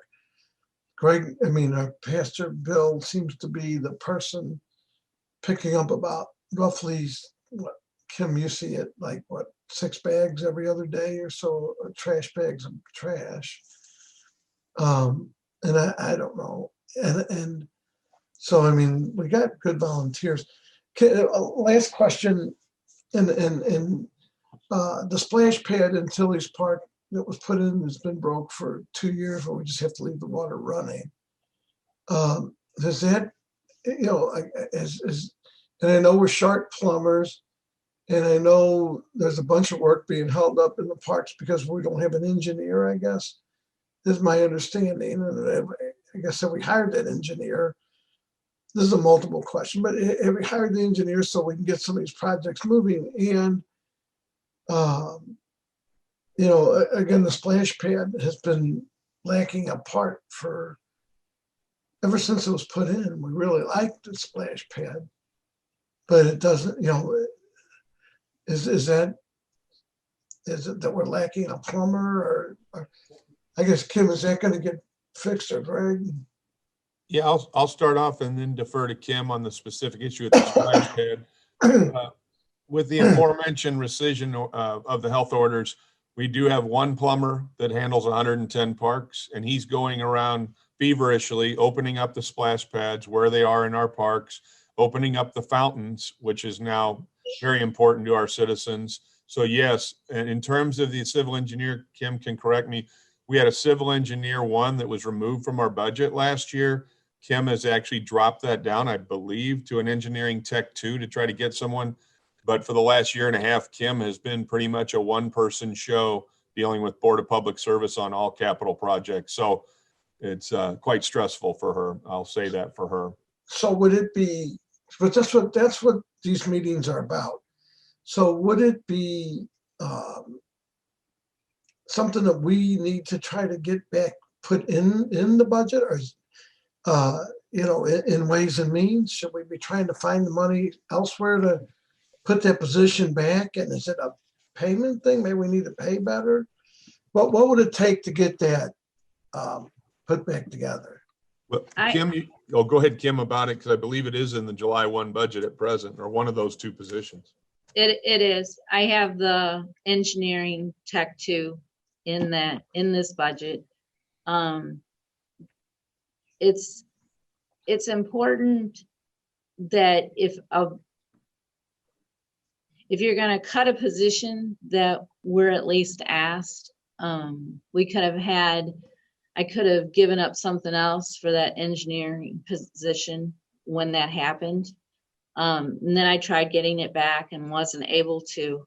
And unfortunately, but luckily with COVID, you know, we did not meet as a group for our ward capital meetings. So luckily for me, that slowed the projects down. That still didn't mean that I didn't have things going on with repairs and breakage and emergencies and things like that. But Greg is correct. I have no one to do pre-construction meetings, post-construction, opening things, reviewing plans, in addition to everything that goes on in a day-to-day basis. As far as the spray pad goes, we took the opportunity last year to go through the spray pads and figure out what we needed. So when they bring them up, hopefully they will work correctly, as long as nothing else is like gone on over the winter. So we should be in a better position there when they do open up. The problem with the plumber shortage is they want a licensed plumber, personnel does, but they only want to pay them $35,000, $40,000 a year. And a licensed plumber, you know, in today's market, they're just not going to do it. Then you throw in the residency restriction, which, you know, you could probably get a retired plumber that retired from the union, but is still young enough that wants to have some income. But if he lives outside the city, you can't get that. So I've talked about doing plumber 1, plumber 2, plumber 3s to try and get levels in there so I can get people in. We a lot of times are taking our utility workers and pairing them up with our plumbers and our one electrician to try and give some support there. But technically they shouldn't be, especially with the electrician, he's not allowed to go out on his own to do anything because he's not trained and he's not licensed. So it's becoming, these 60 positions short are, you're going to start to see some real lack of services. And, you probably already see it with the trimming. The grass will be cut, but around the light poles and the trees, the grass is, shin high, knee high right now. And that we're working 10-hour days. And then we're working Saturdays now to work on the ball fields to try. And I don't want to say get caught up, because that it won't be caught up. So, well, and Kim, I'll just end with this. So I also got a text from Alderwoman Christine. And I always have trouble pronouncing her last name. I get an S and she gets upset with me. So I'll just leave it at Alderwoman Christine. She said in Fox Park, it's the same problem with the splash pad. They just have to leave it running all the time. So are you saying that in Tillis and Fox Park and places that the problem's it's been fixed this winter, or this? We ordered those parts with Alderwoman Ingracia's spray pad. Hers was newer, and so the part was still under warranty. So we got the company to ship us that part. So yes, they should be repaired when they open. Tillis, the parts fixed at Tillis. Well, that's good. And that you would think should have been under warranty. That's been was put in within the first year. It was messed up the last 2 years. It was just running full time. I don't know off the top of my head when Tillis was put in. That was put in before I got here. Alderwoman Ingracia's was much newer. It was like the season or two before I got here. So it was closer to that warranty period. Okay, well, no, that's fine. I'm just happy to hear that that's going to be fixed, or they are fixed. And that was really it. So I mean, just the only budget. So as we're looking for as we're looking for any relief in your budget, is there anything? I mean, the money's there. It's just we can't hire the people, or is there something that you need us to find money to better do something, for something? I think I'll answer the first, Alderman. Thank you for that opportunity to speak on that. We definitely need the folks. You can't do a citywide job classification at the moment and get it done in a week. So definitely some of these positions are underpaid compared to, I assume, other places in the county, and definitely the private sector. So I think our main emphasis and the crux of the matter is we need folks cutting grass in forestry and parks, the basic services that citizens demand, and they see us out there. The few we have, they see us front and center. We're one of those departments where you're going to know we're there. So that's where we could really use some help. We haven't even spoken about tree trimmers, which I'm sure everybody on the call already knows our story on them and our difficulty. So yes, some funds for grass maintenance. And I did just get a note handed to me from a staff member. Personnel does still test for marijuana and does eliminate for marijuana. So that's confirmation. But yes, any shift of funds at this point in the budget process to grass maintenance, and I believe the hiring freeze has been lifted. Somebody may know. I've gotten different answers. I know some departments have been able to hire. We were not at times. And I just want to hear the hiring freeze is lifted or it's not. And if it is lifted, for everything or partial lift, that'd be great. Okay. Other than that, I thank you, Kim and Alan, both. And Kim has been wonderful. Meets us in the park, even late at night when she should be home eating dinner, because it's the time that the neighbors can meet. And, we just love her to death. So I mean, I certainly am not complaining about Kim. We've been able to cry together quite a few times and moan and say, gee, So anyway, and Alan, I know he does the best he can. I get beat up, as well as probably everybody else, about trees and trees and trees and dead trees. So hopefully we can get a lot of it fixed. I know that the department heads are doing their best, but anyway, I did want to thank Alan and Kim especially for her hard work in this. And Thank you. All right, thank you, Alderman. Alderwoman Howard. I appreciate all of you signing on today, and I appreciate the hard work you all do. Do we have a breakdown of how many part-time workers there are versus how many full-time workers there are in your departments? We do, Alderwoman. 5112, not to get into the minutia, the 5112 is the account for forestry and parks. It's not necessarily individual employee oriented. It's just a pool of money. We can get you, I get that almost every other day from Alan and Kim and Evelyn. We can get you that exactly where we are, but it's a pool of money, but we can break it down into numbers. Yes. Well, it's 219,000. So, but I mean, are we short in both areas, full-time and part-time? Yes. So I can answer that for you, Alderman, for the Parks Department. I usually hire 77 seasonal workers that work April through the end of September, sometimes into October. And we've only been able to hire 36.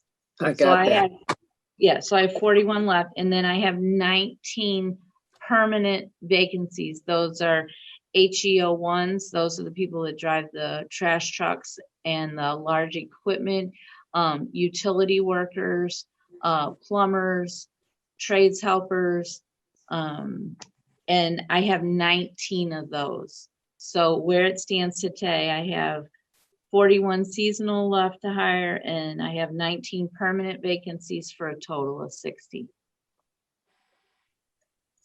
And so the starting pay is? For the seasonal utility workers for the Parks Department? Yes.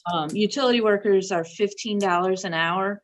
And we accept people 16 years of age, and they don't have to have a driver's license. And then we work with them to place them nearest bus lines, their home, so that it's easy on them also to make it to the parks. I'd say $22.50 an hour in time and a half, which we're currently in, Alderwoman's pretty good pay for handling a string trimmer. That's not bad. And that's for the full-time employees. That's for the seasonal utility workers. They're going to make $22.50 an hour with time and a half overtime. 15 an hour, but they get time and a half. Oh, okay. Yes. Not bad, but we typically wouldn't do overtime if we had the staff, but that seems to be the need. So all of your departments are short help, basically, is what you're telling me, yes. Mr. Hayes. Okay. Yes. Have you been in communication with personnel to determine if there is a freeze or if what the bottleneck is? The last I checked was with Linda Thomas. There was a freeze. We were afforded the opportunity to hire. I had a payroll specialist position. You can't just put anybody in payroll, so I did get that approved. But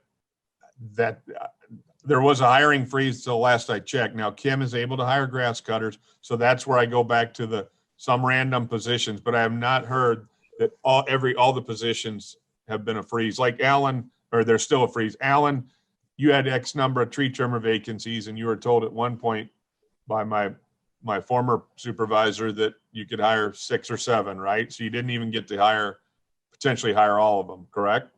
Correct. But as far as I know, our tree trimmers, for the last 6 to 8 months, we've been able to hire those. We just haven't had anybody apply. But we have other positions. Kim has some administrative positions in our office here. She didn't mention, which is fine, but we haven't been able to get those filled. But I just heard recently a few of those have been opened up. I will ask that question, Alderwoman, in an email, point blank. Where are we right now? Yeah, I mean, we've got 2 or 3 things going on. We've got, pay not being enough, lack of applicants. And even if we have the applicants, are we able to hire them? I guess that's the question. So, and I mean, right now, as you said, with the growing season and all of the activity going on, it's critical that we get people in place. I mean, we're knocking on June's door, and it's critical. So, and budget isn't a problem, is that correct? That is correct. So you have the money, you just don't have the people and the manpower. Right. And in 2019, we were so Strapped. hammered. We were hammered without equipment. And finally there was a push to push parks a little bit up the priority equipment replacement pole. And we got some mowers that we needed for years. And then now we have all the equipment and now we need the folks. All you do is dust the equipment. Well, we'd love to. In parks and forestry, you really don't see equipment sitting in a yard. It's on the street, no matter what it looks like. And I want to commend your department on being able to get by on what you've been getting by on. You've been responsive as much as I see you can be. But I think that, you know, our taxpayers deserve more and better service. And, you know, we need to get these people in the door and get them hired. I know that overall there's a lacking of personnel in all industries and all areas. You know, we don't have the people that want to come out to work. So, and I don't know where that problem is, but hopefully we can get this resolved. If there's anything I can do to help, please let me know. And that's all I have. I won't take up any more of your time. Thank you very much. Thank you. Yeah, we are definitely not on an island. I know restaurants are shutting down because they can't get staff. So we don't want to do any unnecessary whining. We just need to let you know the facts, especially if it gets worse here soon. Thank you. Alderwoman Spencer. Thank you, Madam Chair. And I have a couple of questions. The first one right off the bat, Greg, you said that the pools aren't going to open this weekend. Is that right? That's correct, Alderwoman. We're feverishly working on that with personnel as well. I will give you an update as of 9 this morning. It takes us, we need 40 lifeguards and lifeguard supervisors combined. We need 40 folks to effectively, safely manage our 7 pools, 3 outdoor, 4 indoor. Right now, we've been talking about lifeguards with personnel since probably November. Yeah. And there is a shortage in the region, but we need 40. We have 19 right now. I'm in constant discussions with my supervisor and Evelyn. Well, Evelyn's out now, but our team, and that's where we are. Now we're getting a few more names apparently from personnel, but I'm even exploring an emergency contract with a company we have dealt with before to see what their resource capacity is to help us. They've even told us in the past, Alderwoman, that they would retain all of our current employees and still manage our pools for us. But that did not get anywhere when I proposed it about a year and a half ago. Okay. I know that the community down here has a pool party scheduled for this weekend. And so this is the first I've heard that that's not on schedule. Are the folks involved in planning that event aware of this change? I've seen a few pool parties, I believe, with the Dutchtown South group, if that's the same one. We had a couple in the last 2 or 3 years. I'm not specifically familiar with the one this weekend. Greg and Chris, are you? Because if that's on schedule or it's to be scheduled, we can find some way to make that happen, Alderwoman, because we wait till the last minute purposely. All 3 pools have been passed the inspection this week. Marquette, Fairgrounds, and Chambers. They are all ready to go. Greg and Chris, can you provide some insight on this, please? Yes, sir. So we're set to open Marquette this weekend. That is our goal, and we're really pushing hard toward it, even if we have to pull from other areas. That's still on. And we got the deck furniture done last Sunday. So Marquette is still a go. And we're really pushing hard to make it. But let me jump in. Marquette is a go in terms of staffing lifeguards for this party, but yes. Marquette is not a go to open as an outdoor pool as we need with all 3, correct? Yes, sir. We can't open just Marquette pool. I'd love to. It's very popular. But we need to open all 3 of our pools, and we're working every day to try to get these lifeguards. We're in constant contact with personnel. Yes, sir. Okay, and what is the pay on that? $15 an hour also. And a lifeguard supervisor, I have never understood the distinction. What do they make, Greg, Chris, 10 cents more, 15.10 or 15.20? For what? Oh, yeah. For the lifeguard supervisor. Okay. Okay. And I know it's not what you want to hear, Alderwoman. We're trying, like I said, No, I understand. I just want to make sure that we're communicating with the folks involved. Sure. Real quickly, on the Parks and Rec funding, I'm looking at, and this gets a little bit confusing, page 96. So the Parks and Rec, the programming,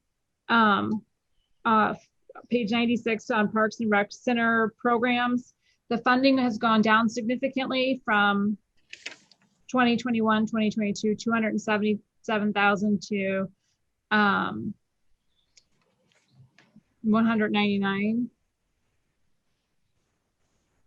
I am on page 96. Do you know the account number offhand, Alderwoman? Off to the left? I mean, I'm looking at the total there for personal services, just like on the fund 1122.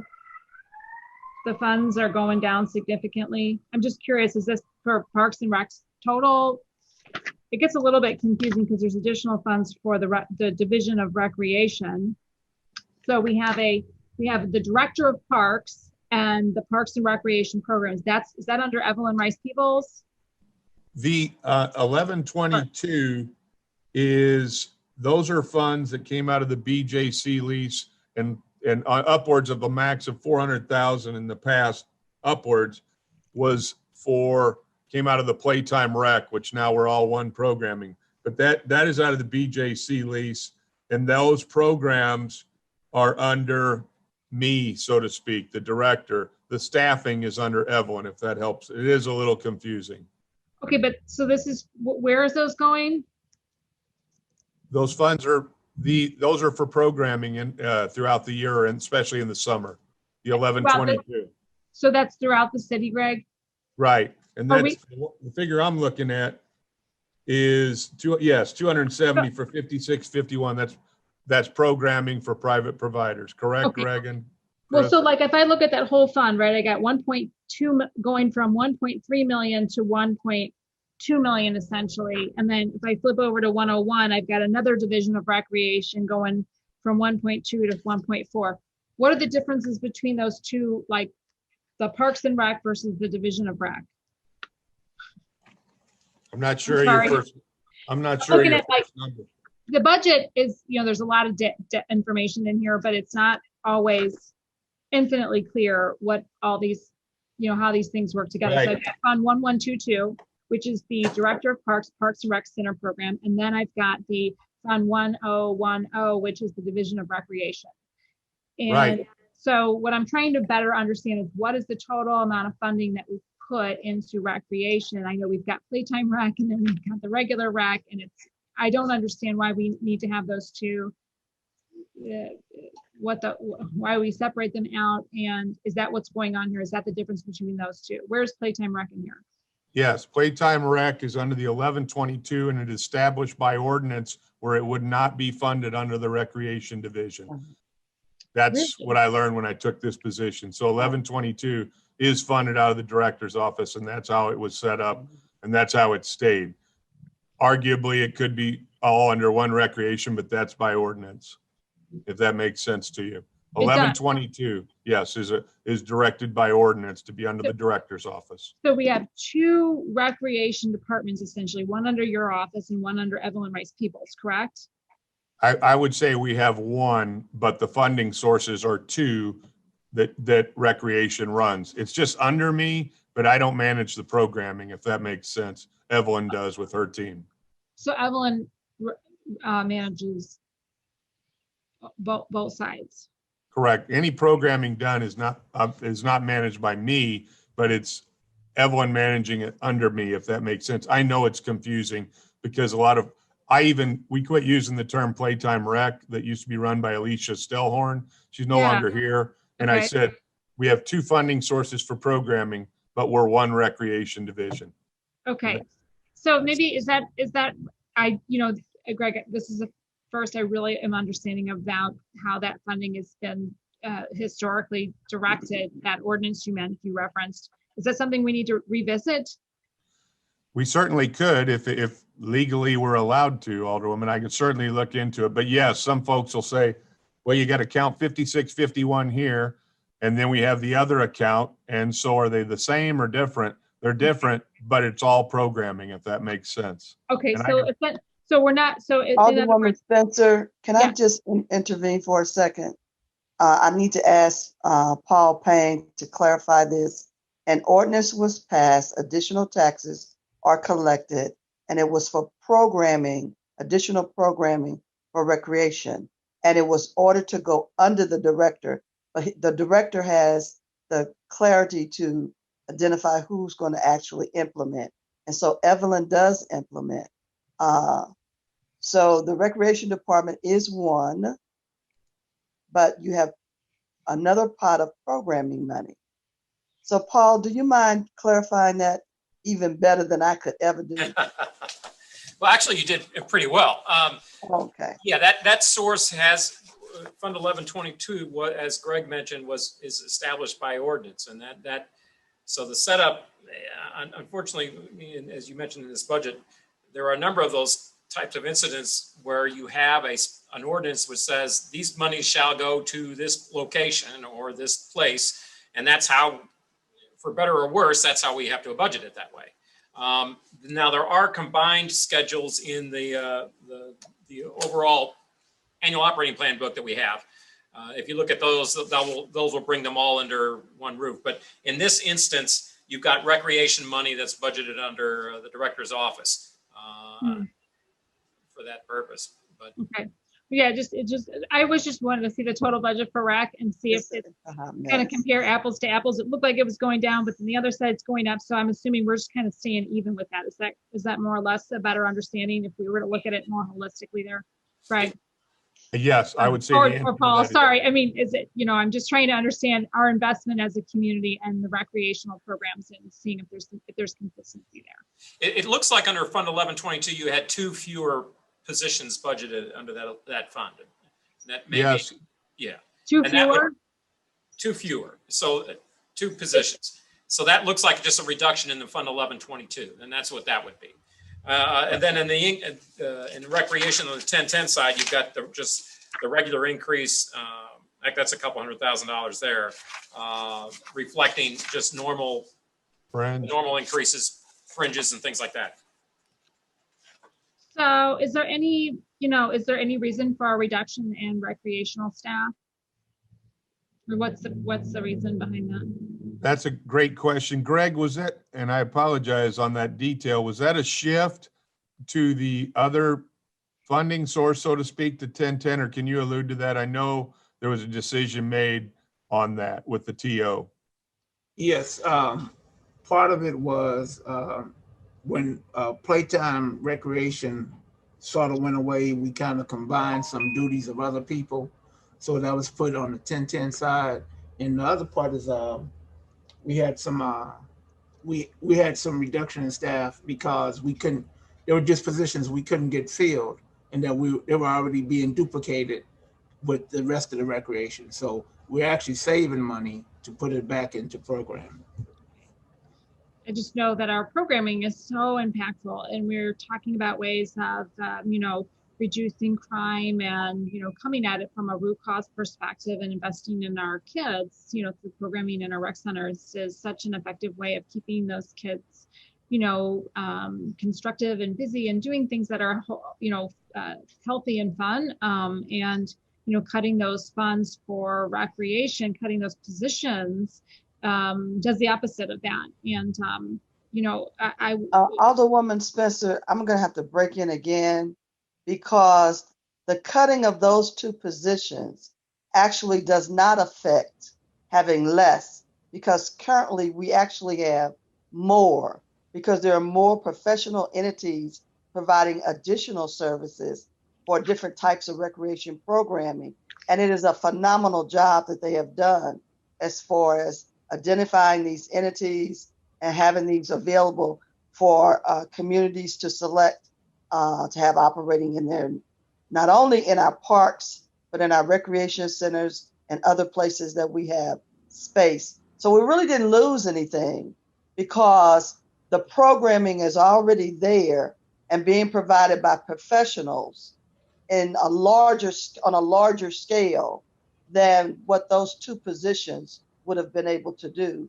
And also a lot of those duties had already been put in other positions in order to help monitor the long list of professional organizations that are providing great services and programming. And I commend Greg and all your staff, because I get excited when I look at the list and I hear the passion from Evelyn about this process and what we have accomplished. So thank you. Go right ahead, Alderwoman. Thank you, Madam Chair. Greg, in other words, the funding for recreation is adequate for you and hasn't changed? I mean, I was a little bit confused by that, but. Yes, sorry, Alderwoman. I would say we're very well funded in the programming side, and it really hurt us last year to know we have the ample funds, but we couldn't do programming. So the money sits, and some of that money, as Paul knows, does roll over. So our goal is to spend it. We also, I digress, but I attended a phenomenal event at Cardinal Ritter Saturday morning for New Dimension Soccer. My point there is we're always looking for events, not just to say we're spending money so we can prove it, but to better our programming. And we're not going to sit on these 21, as Alderwoman Davis identified, these 21 providers. I'm in favor now at this point, 3 years later, of opening up a new RFP and getting more and more innovative programming instead of sitting with these 21 great reputable organizations. But we need to spend I'd rather say every year we have zero balance in those accounts. And that's going to your point about programming. And hopefully I'm not sounding facetious. I mean it sincerely. I'm sure you do, and I appreciate that. I think that's a great idea. And I wanted to just mention as well, we have so many great organizations we fund through Prop S. Many, those are organizations that focus on youth, and so developing partnerships with our recreation and our parks facilities with those organizations, I think, is a really is an opportunity to kind of double up, if you will, on the community benefit of the funds and the resources that we have. I agree. And you're a big supporter of Marquette Rec Center, and we appreciate it because you've introduced us to some folks who are great partners. We have great community support there, and I'm really grateful for all the community advocates and those folks who are pushing for changes, positive changes. Last, I want to talk about public safety, the safety in our parks. I'm curious, Greg, if we've done any analytics on the amount of crime, criminal activity, and things like that in our parks. I hear about these things, and from members of the community on a regular basis. Shootings, stabbings, overdosing, things like this going on in our parks, and want to know what our plan for improving public safety, particularly in these publicly owned public spaces, I think should be a priority for our city.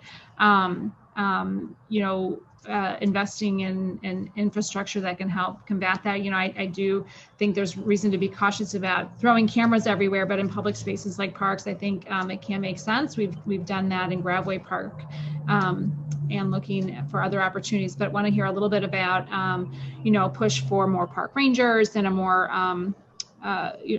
focus on making those public spaces safer for all. Sure. Absolutely, Alderwoman. Well, I think the first part, my first answer is, to my knowledge, well, not to my knowledge, I know our department has not conducted any type of formal analytical study in terms of crime and any compromises to public safety in our parks. I can tell you that. Does not mean wouldn't be a fruitful effort. It would be a great thing. Coincidentally, Kim and I were on a call with the alderman of the 21st about O'Fallon Park, talking about these very same things, the unnecessary problems in that park. And I don't want to pick on O'Fallon Park. It's one of our beautiful 5 regional parks, but we are in constant conversations, not exaggerating, with the police department and the rangers. I don't know what the park rangers TO is as of today, but they've been traditionally understaffed the last few years. We deal with Lieutenant Amy Parker Staten frequently.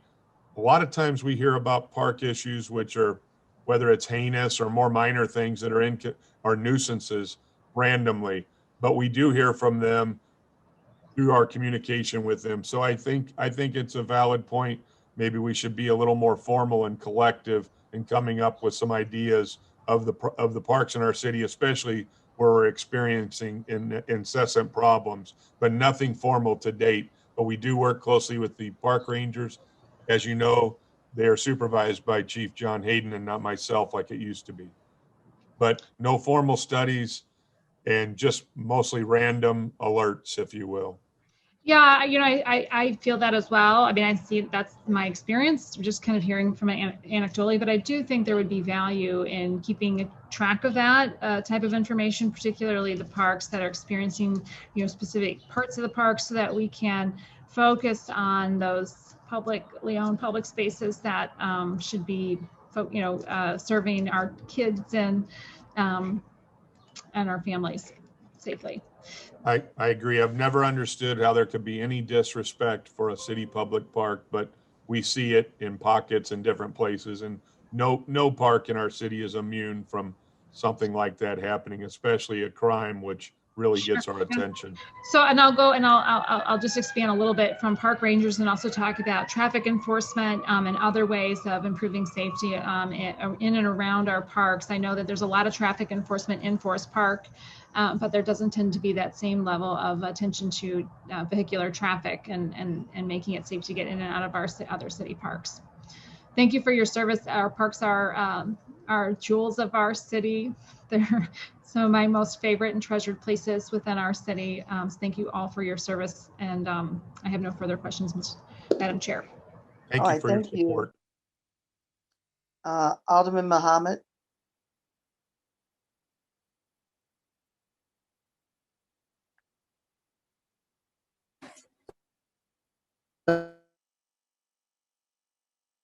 Are you still mute? Are you still muted? Chair. Your audio is still. Has there been any conversation with the police department?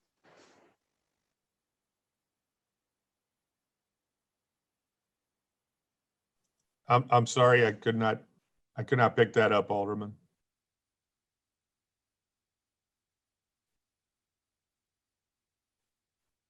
I'm not sure if someone else heard the question. He was mainly asking, is there any coordination with the police department on safety? Yes, often. I hope I'm answering your question, but yes, unless there's a specific reference. He also just put in a chat asking if there's any conversation about putting the park rangers back under the Parks Department. To my knowledge, no, there has not. It was broached a few years ago, perhaps in Ways and Means, and there has not been that discussion. Okay.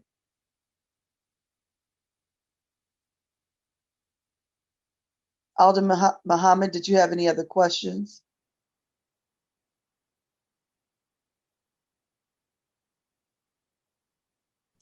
I just saw in the chat, Alderman Muhammad asked, what is your opinion on that, Director? My opinion in the past is I don't want to be, how do I put it, cavalier and say I or my position, whoever's in it, would do a better job than the police department. I personally think where it is fine. If we sent them back to us, I think that's saying the police department hasn't done a good job. I think they have. It's just the staffing deficiencies. If there's a more formal conversation that needs to be had, especially with the police saying we would like to relinquish, so to speak, the park rangers back to the purview of the park division, we would certainly entertain that. The way I have looked at it, to hopefully answer the question, is park rangers, albeit their enforcement capabilities are very limited, in my opinion. I've tried to work with the city councilors to help them. I do feel they are still law enforcement, and they can and should be in the police department. But They could also arguably be with us. There's other municipalities that have park rangers in their park division. So I don't want to sound indifferent, but it'd just be a case of would they be better here, and we could have further discussions.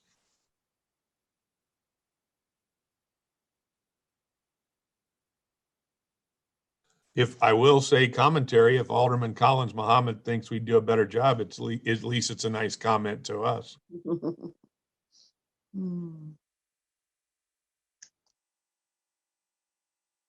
All right, thank you, sir. We're moving on to Alderwoman Navarro. Thank you, Madam Chair, and thank you, Greg, and everyone from the Parks, Forestry, Recreation for being here this morning, and thank you for all that you do. We saw especially how important our parks were last year. I think they're always super important, but it was nice to see so many appreciating them this last year during COVID. I just have a couple of questions. One, just going back to mowing, it's my understanding in addition to all those parks, the Parks Department is also the department that mows the medians and any other public rights of way. Is that correct? I see Kim. Yes, we mow, Alderwoman, we mow all the grass medians. Forestry handles what we call dislocated easements, which are basically concrete, kind of a little odd dislocated areas. But yeah, you see it. Perfect example, Delmar and Hampton down by Columbia. Those would be examples of parks mowing. Correct, Kim? Yeah, we also do miscellaneous cul-de-sacs and just the police stations, the fire department, just whatever anybody doesn't mow, we mow. We just acquired a median down on Broadway, I understand. I was not even aware of it. It has rain gardens, and I have not been by there yet. Supposedly it's very beautiful, a lot of money put into it, and I'm being very honest here, my first thought was, how am I going to maintain this? So we do mow about an additional 300 to 400 acres of land that includes all those medians and miscellaneous parcels and things like that. Yeah, thank you for describing that, because I know it's something that's come up, and I'm glad you mentioned the rain gardens too. As somebody who's a big proponent of rain gardens and planting native species, I completely understand the additional burden that puts on the Parks Department. That's where that maintenance lands. And I would love for us to find a way, to tap into other resources, because I think if we can reduce the amount of area that we're mowing, that would be great. There's all sorts of benefits to not having this manicured green lawn. And not with something, not with concrete, but, whether that is gardens or farms or, whatever it would be. But I understand it takes people to maintain. And there is definitely a growing interest in the whole sector. I mean, green collar jobs is a term that's out there now, because native plants are becoming such a big deal. Rainscaping is becoming such a big deal that there are more and more people out there who are getting trained. And I almost wonder, if we could partner up with like MSD, who has millions of dollars they need. Oh, Kim's laughing already, but they have millions of dollars that are to be spent on green infrastructure. And, is there a way there, or is there some job training that can happen? And I'm sure you've looked into a lot of these, but I just think that's an area that if we can, I think in the long run, it would be more beneficial if you all didn't have so much to mow, and if there was a way. So I don't know, Kim, with that laugh, I don't know, is there an opportunity for some sort of collaboration to pull on other resources to maintain these spaces in a different way? So when I hear MSD and I hear BMP and I hear rain garden, I cringe. Because I don't have that civil engineer, the engineering tech 2 position, I am behind on my, there's a report that goes along with every one of those rain gardens that we do. And a report has to be submitted annually to MSD for those. So to move forward and continue to put more of these in without what you call green collar staffing, I wouldn't mind taking it on. And I think it's probably the way we're headed. But I need greenhouse staff then, people that can identify a plant from a weed. It's not about training my mowing and trimming staff. Like my park maintenance manager said, he says, we make tall grass, low grass. And that's the extent of their capabilities. And I'm not diminishing them in any way because they're a huge part of my department. And, you know, I support them 100%, but you cannot take a gentleman who's turf and grass that's already shorthanded and try and teach them how to do weeds from woodies or prairie. I will say this, we do have two partners, Pop-Up Prairie. Lee Harris has done a phenomenal job at Tillis Park. We have two open prairie areas, and we work very closely with her, our mowing foreman there and our park maintenance manager to help her out in any way. We mow when she tells us to mow. We mow at the height she tells us to mow. We have sectioned off, you can see it from Hampton area. We help her kill the grass so that she can plant. So we work hand in hand with people like that. The other big one is Missouri Department of Conservation.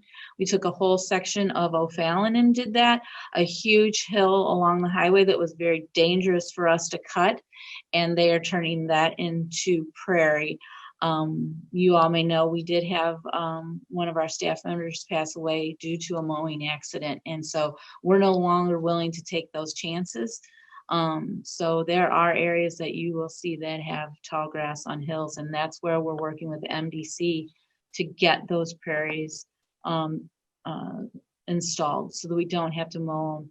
And the other place they're looking at is along River de Pere. So they've been great partners in all of this, but to put in more grass medians, and I know it looks nicer, and believe me, if I had the staff, I'd be back at 100%. But this one on Broadway has angled hills that go down into a rain garden at the bottom. It's going to be a problem for us to mow, to trim, to keep trash out of the rain garden. It could be even a problem for Alan with maintenance of tree trimming. So I just think we need to look at the resources that we have with manpower before we continue to invest money in green infrastructure if we don't have the people that can maintain it. Otherwise, it just ends up looking bad, and all the money we've invested is all for naught.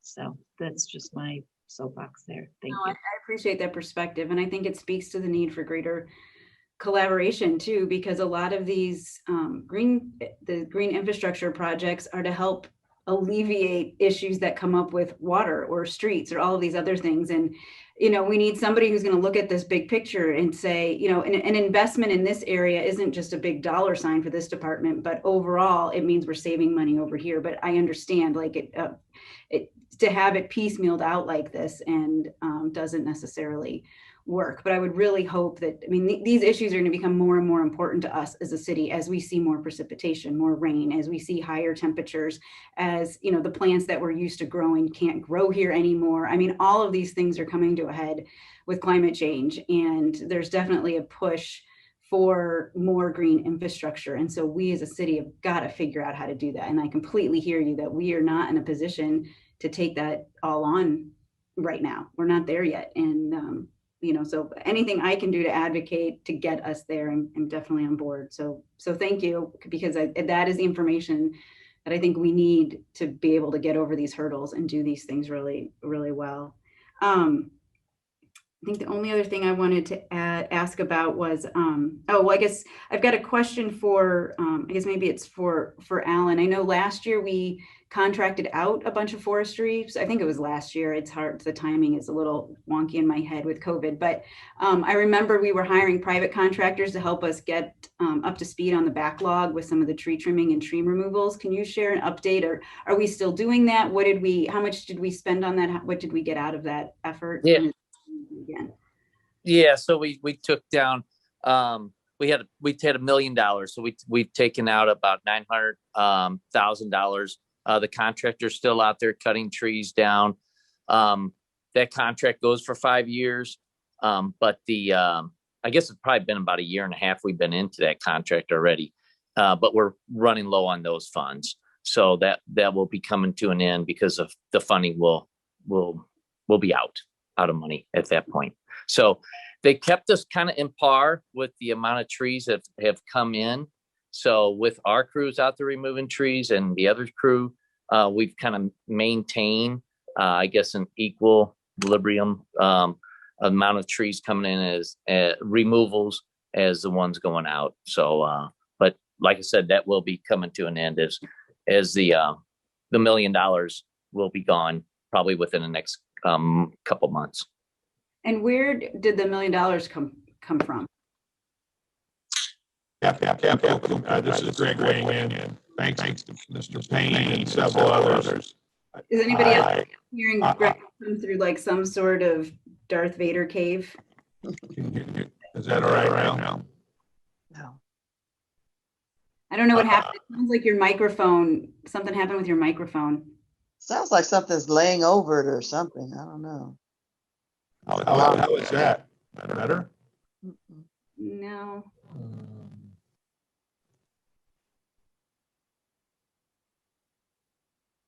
Any better? I don't know what happened. I don't think I touched anything. Yeah, no, I don't know. Well, I mean, you can try. We can see if we can make it out. Greg, if you can hear me, you can just come use our mic. I am going to do that. I can literally get there pretty quick for my size. Okay, thanks. Well, and maybe do you have another question for me? I'm sorry. Yeah, I was just going to ask about where we were with the ash removals. The ash removals. So it wasn't funded last year. We had usually about $550,000 we would put toward treating of ash, and then we would remove ash as well. And that wasn't funded last year. There was some leftover money, but we're still doing that as that contractor's out there removing hazardous trees. If they come across an ash tree, they'll remove that one, and we'll put it on that, put it out of the ash budget. But hopefully it will get funded this year, and we'll start removing ash as well. We still have about 10,000 ash that we need to get down off of our streets. Not all of those are hazard at this time, but knowing the emerald ash borer and the infestation rates are still climbing, we see that there'll be hazard trees within the near future. So we're trying to still tackle them as much as possible. Rather than prune, we just cut them down, as we know they're going to be a hazard down the road. And is that 550,000 in the budget this year? Yes, it is. Each year. Okay. I was going to jump in, Alan. This is Paul. Yeah, that is funded $550,000 in this year's capital budget. Okay, great. Thanks. Well, I feel like I do remember that in our general overview. So, Heather, may I follow up? yeah, sorry, Greg. I was just asking about the ash removals while you. Sure. And I hope I'm not redundant when I walked over here. So I just want to say that thanks to Paul Payne and the rest of the Capital Committee, we did a presentation to say that we were in dire need of tree removals in the city. We're not talking about the 10 to 12 inch diameter. We're talking 32 and above.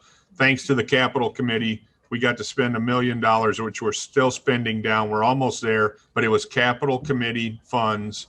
And with the lack of tree trimmers being 10 or 11 short out of 27 or 28, I think we're going to be in that same position if Alan didn't already say it. And I did let the new administration know with the $517 million, we were asked to provide departmental needs, and that was one of them for us, if in fact those funds can be spent on private tree removals, or excuse me, private organizations handling our city tree removals.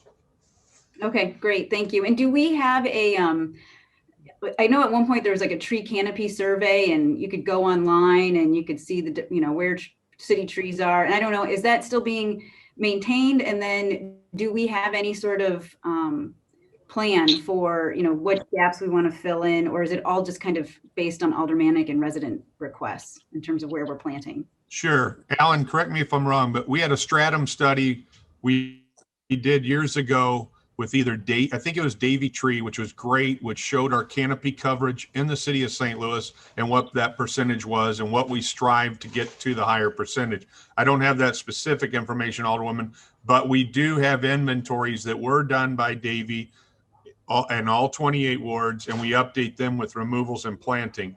I wouldn't call it totally scientific, but it could give an alder person the information they need. You may have seen it from the 28th years ago, but Alan, can you shed a little more light on that, especially with City Works, which we use to do our service requests?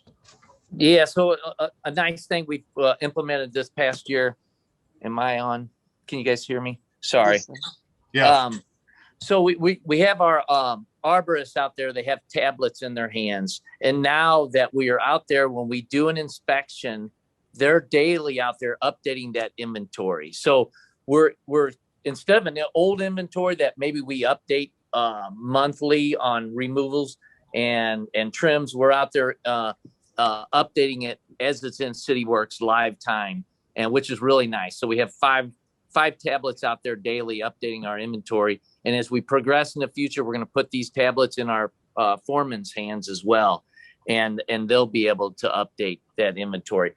Heather, we can give you an inventory of your ward. We can kind of pull it down, however, and send it to you so you can see exactly what trees are in your ward, how many are trees of different species, and then see maybe where some gaps are, where maybe we need to fill in.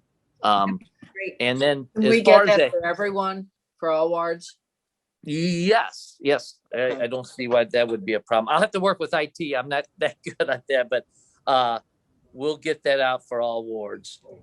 And I know East West Gateway is working on a new like tree canopy layer that I don't know how they do it with some type of resolution that some satellite photoing that will hopefully there'll be an updated one here in the next year or two that they're working on. Great. Well, thank you. And I had one more with the tree, with the $1 million of the hazard tree removals.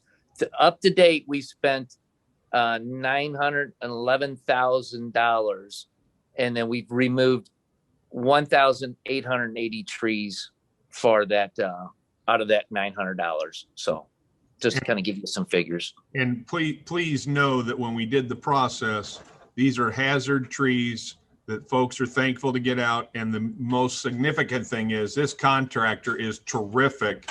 I'm biased, but he's terrific to deal with. And they were about 50 cents on the dollar compared to the other bids we got. So quite a big bang for the buck. Great. That's really good. And so when that fund is, once you've gone through that million, are you going back to the capital committee to see, is that where you would seek more funds to finish out that 5-year contract? I'm smiling if Paul Payne allows us to talk to him. I'll jump in there real quick. Yeah, if you recall, that was the year in which we had that surplus. So we had additional monies that came to capital. And so part of that allocation involved some of the trees. Obviously, if that occurs again, then we might have that to look. And as Greg mentioned, as you get down the road and you start deliberating on this additional monies coming from the federal assistance program, that it would also be something to consider. Yeah, I think that would make a ton of sense because I know that, there are certain areas of the city that we want to be investing in, and a healthy tree canopy is, and I know, Greg and Kim and Alan, you all know this. It's linked to better health outcomes. There's a correlation with better security, lower crime, less anxiety, better mental health outcomes, lower utility bills when you've got shade. Just all sorts of things, better water absorption, so less overflowing of our combined sewer system. Just so many wonderful things that we get when we have a healthy tree canopy. So I think that would be a fabulous investment. So I think Paul should entertain your request, Greg, and make sure you get that meeting. Thank you. Yeah. Zero net loss is our goal. And then I just went to the job postings page because I know, we've been hearing this from every department. It's so hard to get people, and maybe this is something for personnel, but if I were somebody who heard this today and said, oh, I want to go apply to the Parks Department, it is not easy. You get a list of all of these different categories of jobs. You don't necessarily know what department they're in. It's not easy at all, I find, to navigate that. If you want to work for those city parks department, you eventually end up at this link and you've got to decide what level plumber you are or what this is, or, you know, I mean, a utility worker can mean a whole bunch of different things. So, I mean, I guess, I mean, maybe that is directed to the personnel department, but for whoever can do anything about that, I would just say it seems, I'm grateful there are job fairs going on, but I don't think we make it easy for people to apply. To be fair and candid, Heather, we do receive some of those same concerns and complaints, and we don't just say, oh, call 622-4300 or 4308, but it is difficult. Some of the folks we want to employ may not have quick access to computers either. And to my knowledge, some of my team can correct me, but I don't believe anybody is allowed to go to the Carnahan building to apply in person. So you've lost a good, and correct me folks, you've lost a good segment of your applicant pool who aren't just going to be on the computer every day. And if in fact they are, and they are afforded the opportunity to be on a computer, it may not be user friendly. So I'm not out there looking at that very often, but we get some of those concerns, and people are coming to our office for a few months now. I don't know what's going on at Carnahan. So what we've been doing to try and ease that, because our understanding is, used to be when you went to the police department to get your background check, they would give it to you right there, and they no longer do that. I don't know if that's because of COVID, so they mail it to you. So when you get online, it doesn't even tell you that you need a background check. And so what happens is you fill out the application online, and then personnel sends you a letter in the mail that says, hey, you need a background check. Here's all the information. Then you go get the background check. And because you can't take it down there, you got to mail it in. And then, so it's a long drawn out process. So what we've been doing is we're telling people, bring us your background checks. We actually contacted personnel and said, hey, we know you got to have a list out there of people that have applied. Can we call them? And so we called 60 people off of that limited term utility work list. And my secretary was telling people, here's what you got to do. Here's where you got to go. Here, when you get it, bring it back to me. And so they were bringing it back to the park department, and we were stuffing them in the inner office mail envelopes, and we were taking them to the Carnahan building so that we could speed up that process. Unreal. So, Unreal, and I commend you. It's unbelievable that we're doing. So we're jumping. We're doing more than just job fairs to help people along. We have actually been handing out these applications to people that are coming in to fill out applications. We are giving them another application and saying, here, do you have a friend somewhere that needs an application? I will say too, we have been working with Slate, and we've gotten 2 people from Slate this week. Can I interrupt? I'm sorry, I don't mean to, but you know, we are way behind schedule, Madam Chair. I can concur with you. And one of the things I'm going to have to share, I just got, I'm off my schedule too. So what I'm going to ask you to do is we can have our Public Employees Committee handle some of these things, because I am totally frustrated with personnel, and I could talk 3 hours about it. We are not doing the city a good service. So can we just deal with specific budget numbers that you may have concern about? And Madam Vice Chair, I'm going to quietly leave the meeting at about 11:45, and I need you to take over, okay? I appreciate that. Thank you. Okay, that's fine. So in your Google Drive, you will find the list to call on, and the last department that's coming before us is the health department with Dr. Eccles. And I'll finish the last 2 alderpersons here, and close out this session, and then I'll quietly leave and you can bring in Dr. Eccles, okay? Okay, thank you. Sorry. All right. I'm sorry, Alderwoman Navarro, you wanted to wrap up? Yes, yeah, I don't have any further questions. I just want to say thank you again. And I know that Forest Park Forever gets a lot of the credit for Forest Park itself. And I know there are a lot of city workers, Parks Department workers, forestry folks who help keep that place looking wonderful. And I just want to make sure that you all know that we appreciate them so much, even though I know a lot of that praise gets directed elsewhere. So thank you so much to all of you. Really appreciate it. Okay, thank you. Alderwoman Evans.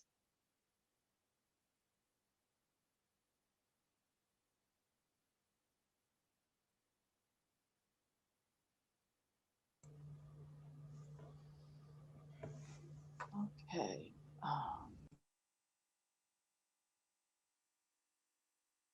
I don't see her.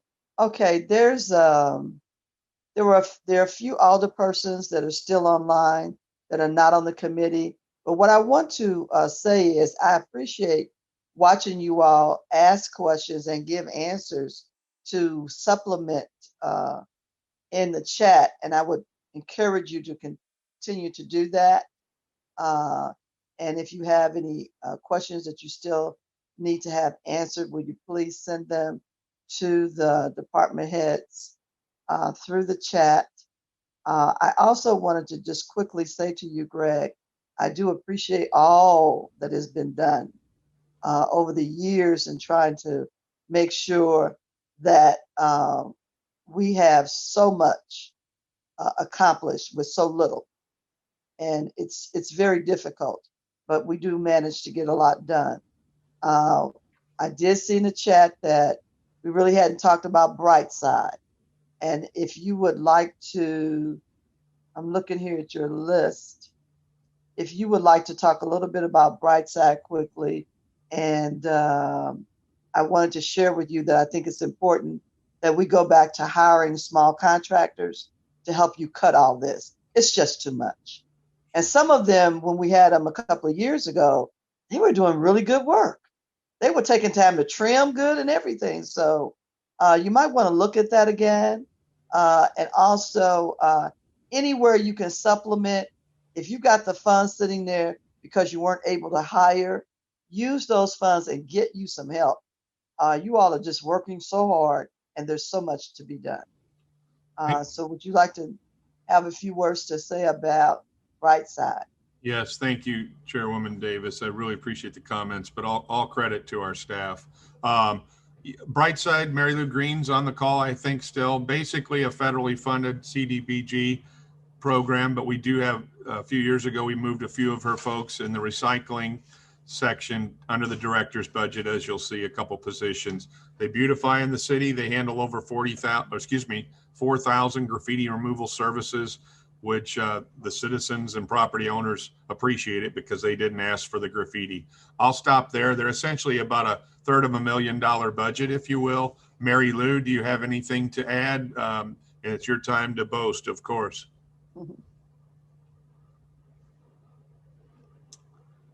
Either she's humble or she's got audio problems. No, I'm here. Okay, thank you. Thank you.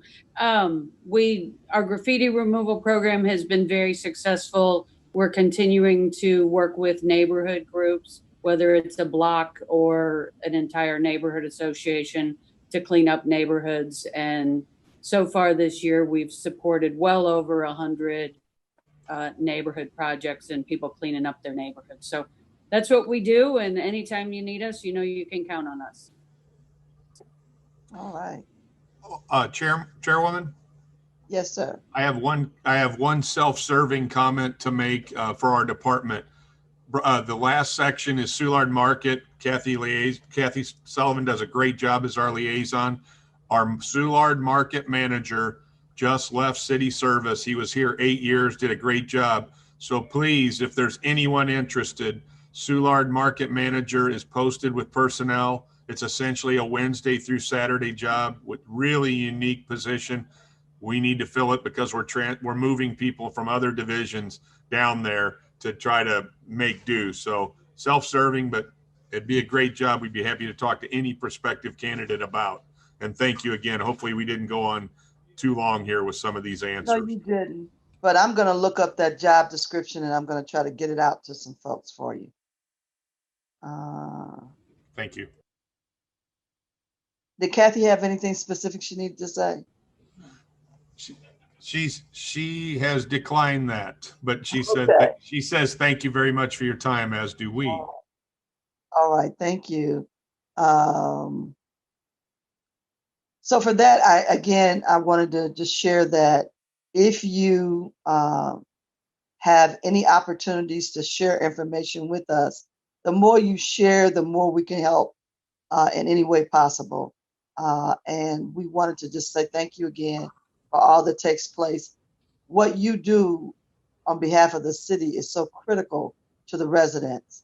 If you could only hear them all the time, and they love their parks, they love them. And Terry Park had 4 birthday parties going on this past Saturday. It was gorgeous watching all of that take place, and we want our residents to have those opportunities. So thank you very much. I am going to say to the next group that is coming up that co-chairwoman Carol Howard will be conducting the session for the health department. So thank you. And I hope everybody has a great, safe holiday week and enjoy. Yes. All right. So Alderwoman Howard, you Yes, can go ahead and take Madam over, and I'm going to quietly leave with hello, thank you, and letting Dr. Eccles know how much we appreciate all that he has been leading and consulting on during this pandemic. And because I work with community outreach with a number of the hospitals, you are well respected among that health community. Thank you. And you all have a blessed day. Thank you.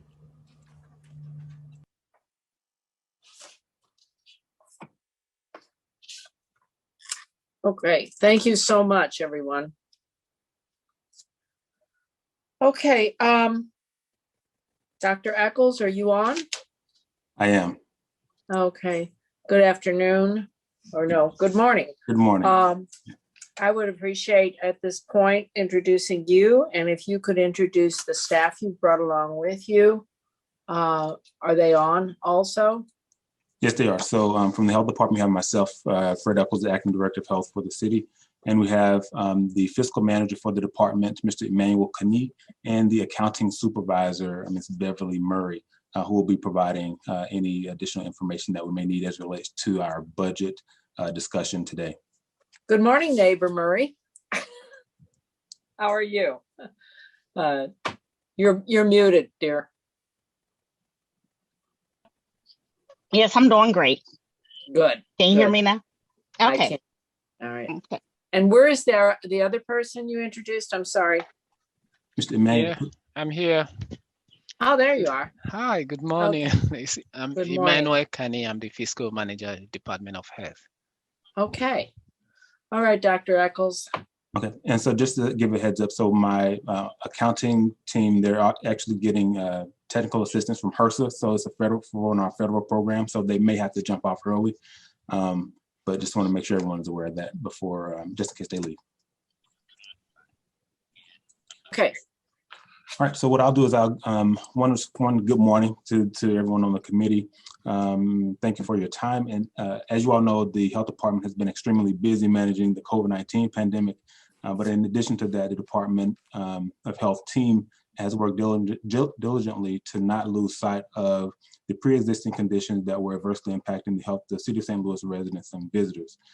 As established at the start of my tenure when planning this year's budget, we implemented a team approach involving members of the health department's executive leadership team to ensure the department's FY22 budget request reflects the true needs of the agency. So now what I'll do is I'll kind of go through the substantive changes that were included in this year's budget that was presented to the Board of E&A. And I'll give you the page number in case you want to follow along. Everything will be in sequential order. For the director's budget, which is account center 700, page 307. This includes the supportive reentry programming for the health department, which totaled a little over $1.8 million. $530,000 is allocated for the cops and clinicians program, which is also known as the co-responder program. This program is necessary to connect persons with the appropriate support they need instead of directing them just to law enforcement. For example, if someone needs mental health, if they call 911 with a mental health complaint, we'll be able to connect them with a mental health service provider instead of the police. As it currently functions, the systems in place disadvantage those who are most vulnerable and funnel them into the criminal justice system. So the ultimate goal of this program is to divert individuals away from the criminal justice system by connecting them with the services they need. These services may include housing, which will cover rental and mortgage assistance, mental health services and behavioral health services, utility assistance, food assistance, and employment, particularly for those who may be justice involved.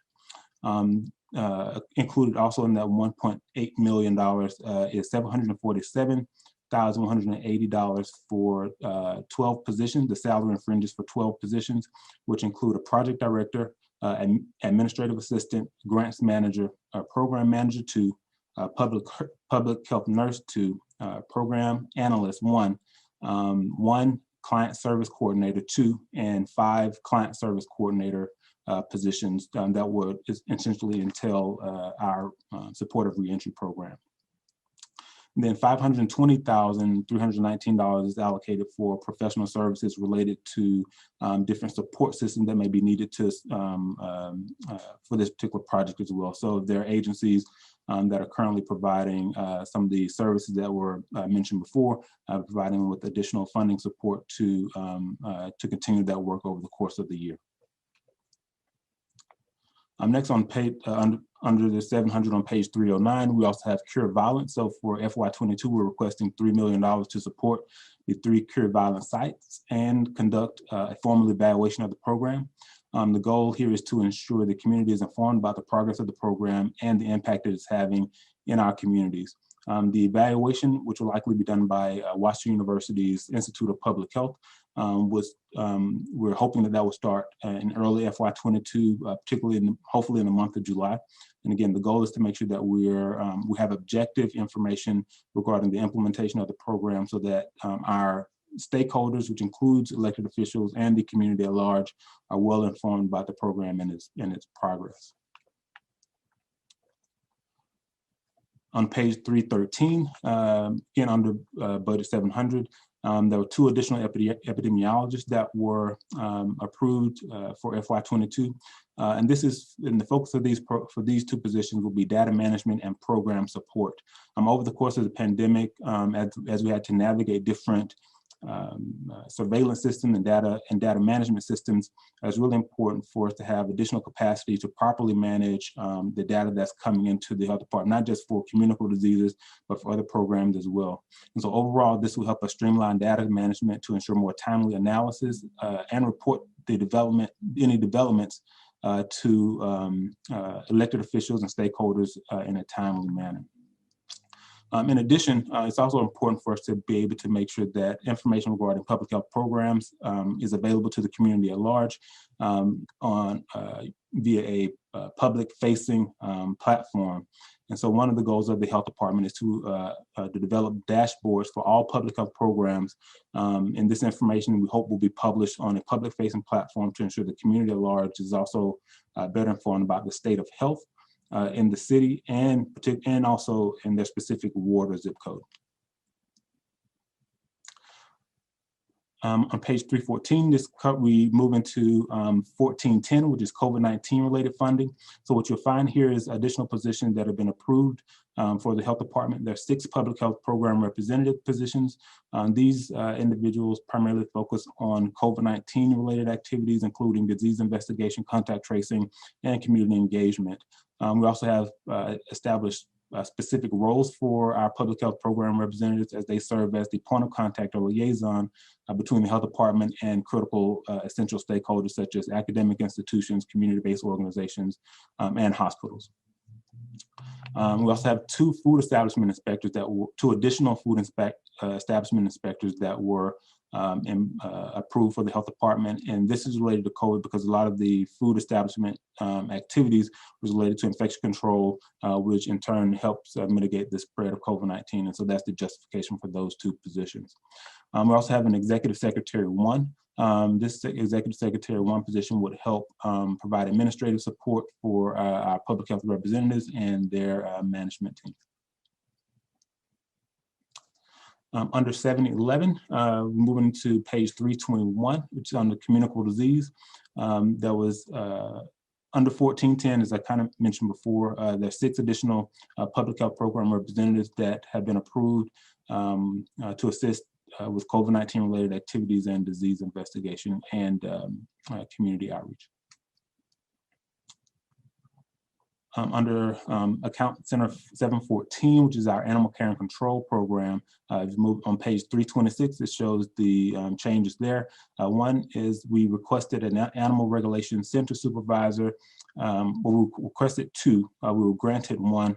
We were requesting the second position just because right now it's difficult for one staff to essentially be on call 24 hours. And so rotating a schedule, right now we're have a rotating schedule, which includes other management staff, but those other management staff also have their full-time programs. And so having them work full-time, a full shift in the office, and then be on call overnight when sometimes the calls come in at 2 a.m., 1 a.m., 3 a.m. in the morning, then having them come back into the office is a liability. And so that's why we requested the second animal regulation center supervisor to ensure better coverage and reduce the liability of any type of potential health-related issues for our staff.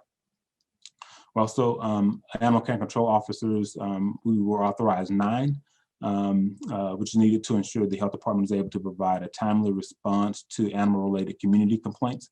That is an increase from 6 that we had last year, and so we were grateful for the increase in animal care and control officers.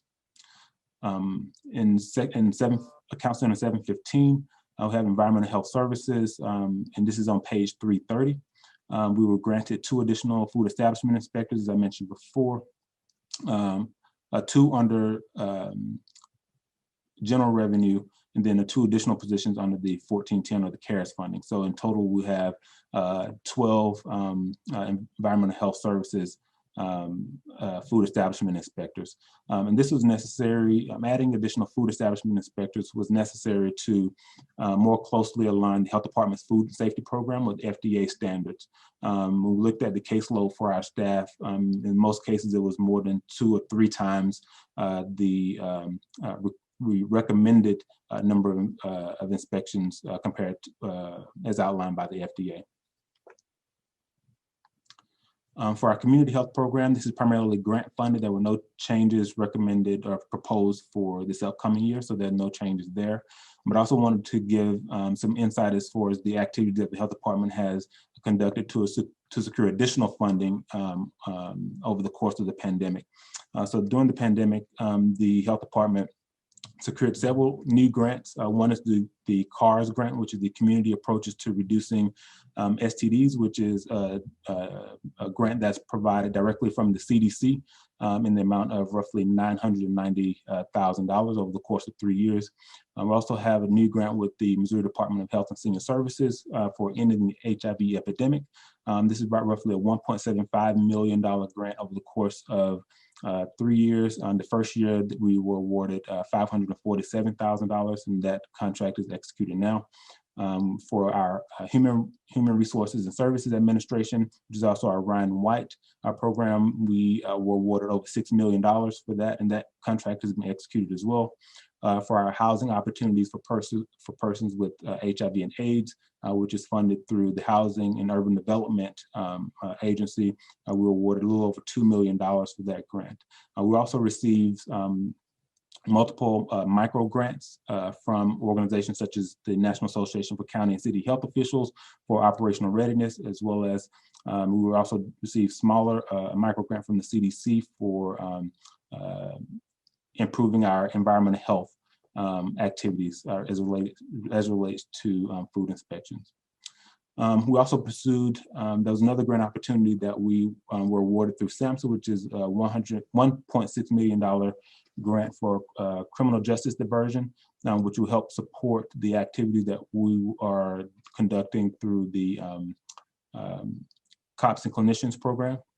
And so that program is also up and running. And then one final project that we were able to help secure, although the health department wasn't eligible because we were a government entity, we worked with Generate Health and Jamar Birth Village to secure a $1 million grant, making the city of St. Louis the first city in mid-America to receive the Safer Childbirth Cities Initiative Award from Merck Pharmaceuticals. So although we have general revenue funding to support some of our programs, we also have recognized the need to secure additional funding to support the program and do some of the critical work that we need to change the trajectory or improve the trajectory of health for City of St. Louis residents and visitors.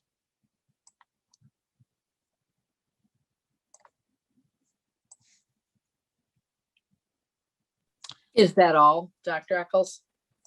There is not that you're lacking in anything, but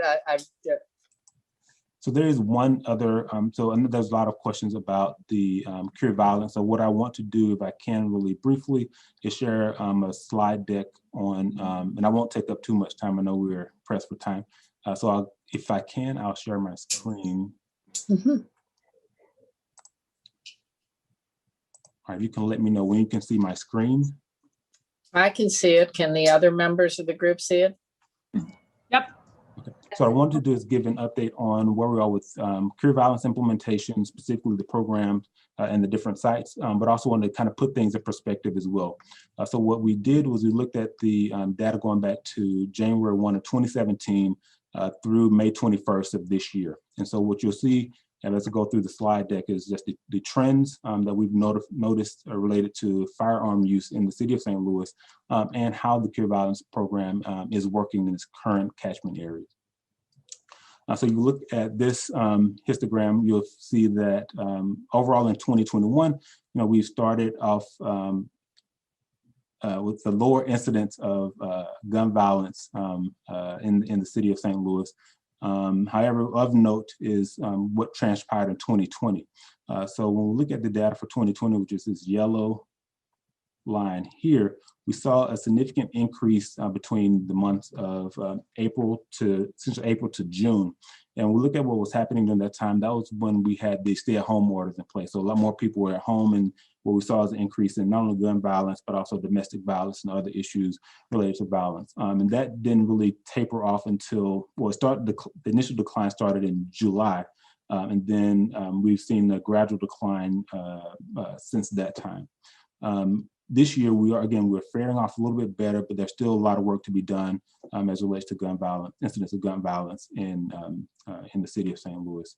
And we classify gun violence as firearm-related homicide, aggravated assault, or robbery. Then we wanted to break out for these the different types of gun violence incidents. So for aggravated assault, as you can see, going back to 2017, has accounted for the highest incidence of gun violence incidents in the city of St. Louis. Robbery is essentially second, and then and homicides have remained relatively stable between 0 to 50 over the last few years. But as of note, as you can see here, between April and May, we've seen declines in aggravated assault as well as in homicides in the city of St. Louis. I wanted to break out homicides because particularly for the Cure Violence program, this is their primary focus, is preventing gun-related homicide. And so as we look at the homicide data, at the beginning of the year, we started off at 21 in January. So this is citywide data. This isn't specific to the catchment areas. I want to make sure that's clear. So the 3 slides that I'm presenting now are for citywide data. not just the catchment areas. So across the city, there were 21 firearm-related homicides in the city of St. Louis. And then between January and February, there was a decline, then a further decline from February to March. And then between March and April, there was an increase. We're not sure what accounts for that at this point in time, but we're looking into that. But between April and May, we've seen another decline in the incidence of firearm-related homicides. And then this is for all of the city of St. Louis. Now specifically about cure violence. So we know that there's a lot of movement as it relates to cure violence, going back to 2018, if I'm not mistaken, a lot of advocacy. And then in 2019, the Board of Aldermen allocated funds through a board bill, through the legislative process, of about $7 million for cure violence implementation in the city of St. Louis. The tenets of the program are, one, to detect and interrupt conflicts, identify and treat the highest risk individuals, and to change social norm through community engagement. So now I'll kind of talk about what's happening at these 3 sites, which we know are, the first one is in Wells Goodfellow, Hamilton Heights. The official start date for this site was June 1, 2020. Since that time, they've held 40 community engagement events. There have been 229 interruptions, meaning that they've interrupted situations that could have led to additional acts of gun violence. And they've managed a total of 27 high-risk clients. And these high-risk clients are individuals who were previously justice involved or recently justice involved, but are essentially at increased risk for engaging in conducting acts of gun violence. The second site is Dutchtown. So Dutchtown, the Dutchtown site was officially started in November of 2020. Since that site has started, they've conducted 26 community events, 81 interruptions, and they continue to manage approximately 17 high-risk clients. And then Walnut Park is the last location to get stood up, and so this program officially started in January 1, 2021. And since the start of this site, opening of this site, there have been 16 community events, 16 interruptions, and 37 management of 37 high-risk clients. And so oftentimes this piece is missing because you don't know what's being prevented. And so all of these interruptions, so again, 229 in Wells Goodfellow, Hamilton Heights, 81 in Dutchtown, and 16 in Walnut Park. These interruptions could have been additional homicides or firearm-related events. Then we look at each site individually, and so you can see over time for Wells Goodfellow to Hamilton Heights, since 2017, there's been a decline in aggravated assault and robbery and homicides. But this year is really remarkable because we're halfway through the year, and based on our current trajectory, we will see an overall decline in all 3 categories by the end of the year, which is really speaks to the work that the teams are doing in the field and the support that they're receiving from Cure Violence Global as it relates to implementation. For Dutchtown, again, aggravated assault and robbery have been down significantly, and again, based on the current trajectory in this for this catchment area, we'll likely see an overall deep reduction in aggravated assault, robbery, and homicide if they maintain this trajectory. Then for the Walnut Park catchment area, very similar. They're seeing only 2 homicides so far. We're almost at month 6 of this year. And so again, similar to the other sites, with the exception of robberies, they should, if they stay on their current trajectory, they should see overall reduction in aggravated assault and homicide for the year 2020. 2021, sorry. But we are mindful that we're approaching the summer months, and typically there's more activity over the summer months, as we've seen in previous years. And so we'll be working more closely with the sites to make sure that there's more community engagement, more opportunities to really engage individuals who are high risk for high risk for conducting acts of gun violence.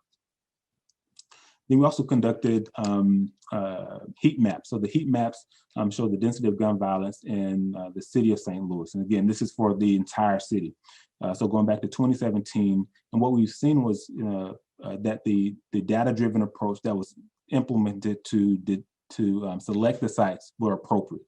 So in northern part of the city, where we have Wells Goodfellow, Hampton Heights, as well as Walnut Park, those two sites are covered. And then in South City, where we have the Dutchtown site, if you look at the trends from 2017 through 2021, the sites that were selected were appropriate.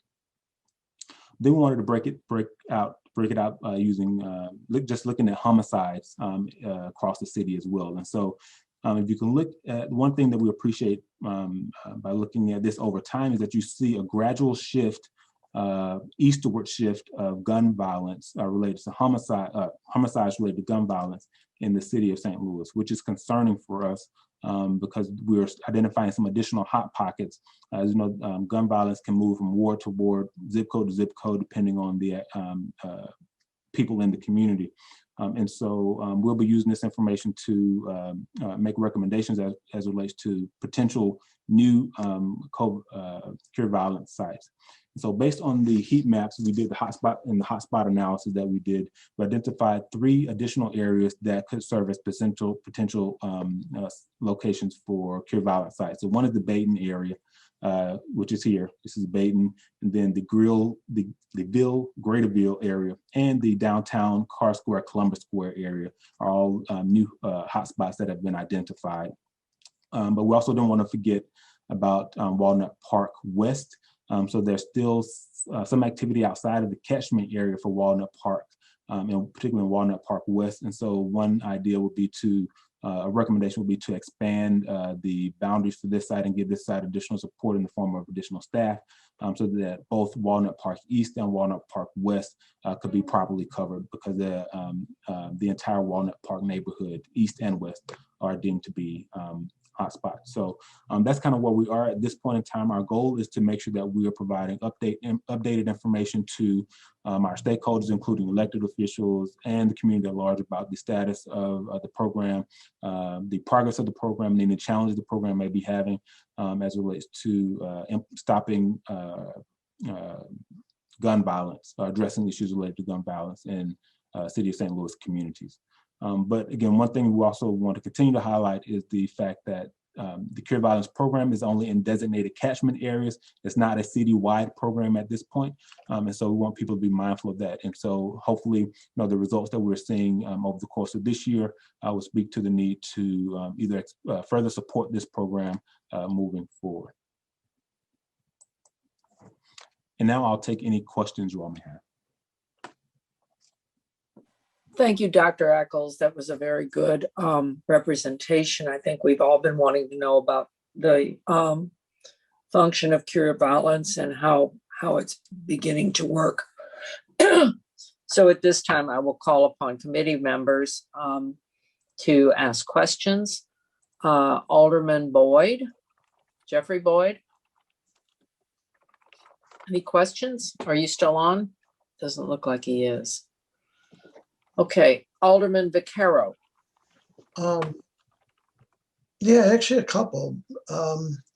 So this would be an additional 3 million, even over the 7 million?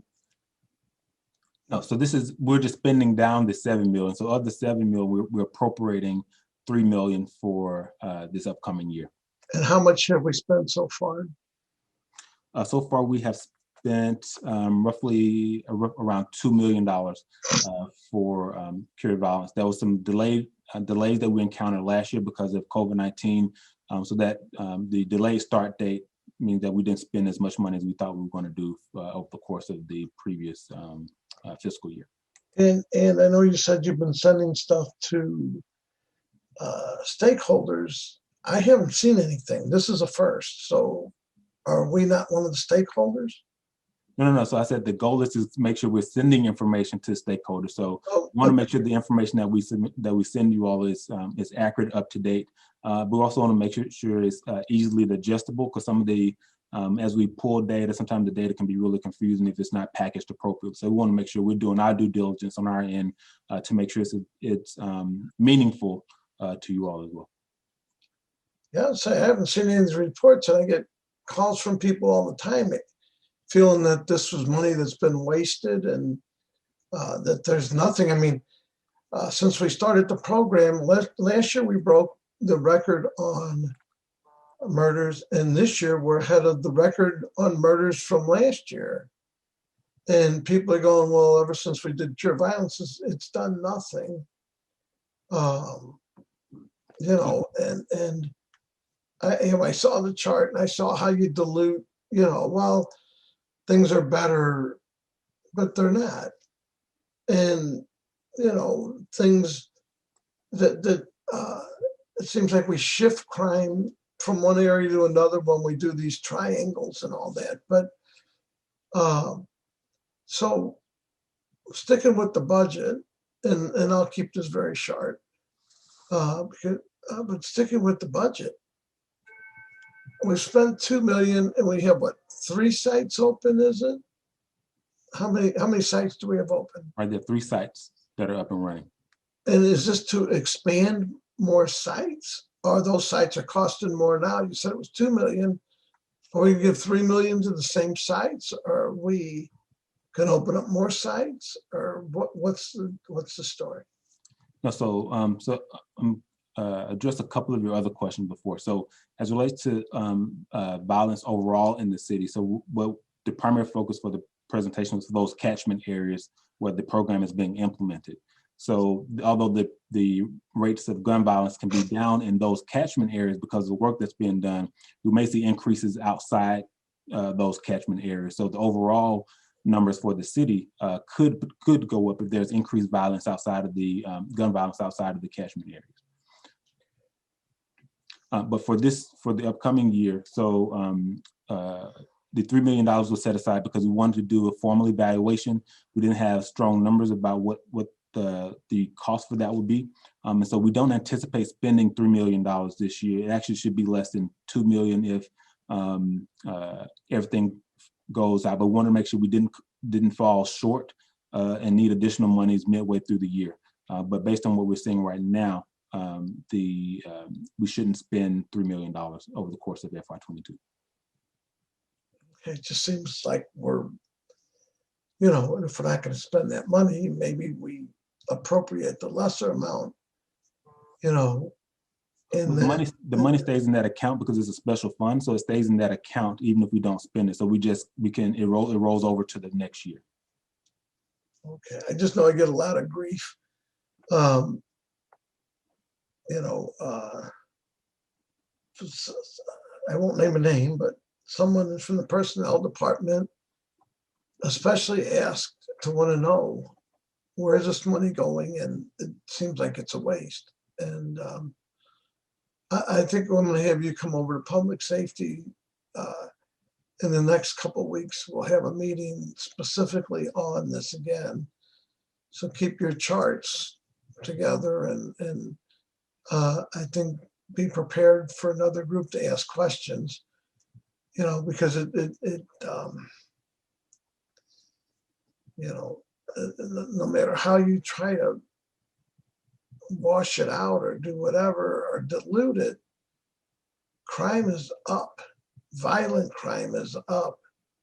Not only just murders, carjackings and car clottings, and you know, crime is up.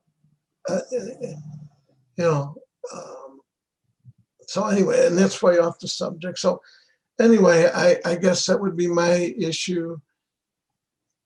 I'm just interested about the $7 million. And Madam Chair, Vice Chair, I'm going to hang on as long as I can, but I also will be listening. Do you have any further questions? No other questions, but I might be having to leave the meeting. There's no vote. Okay. I'll be listening. Okay, all right. Thank you so much. All right. Alderwoman Spencer. Thank you, Madam Vice Chair.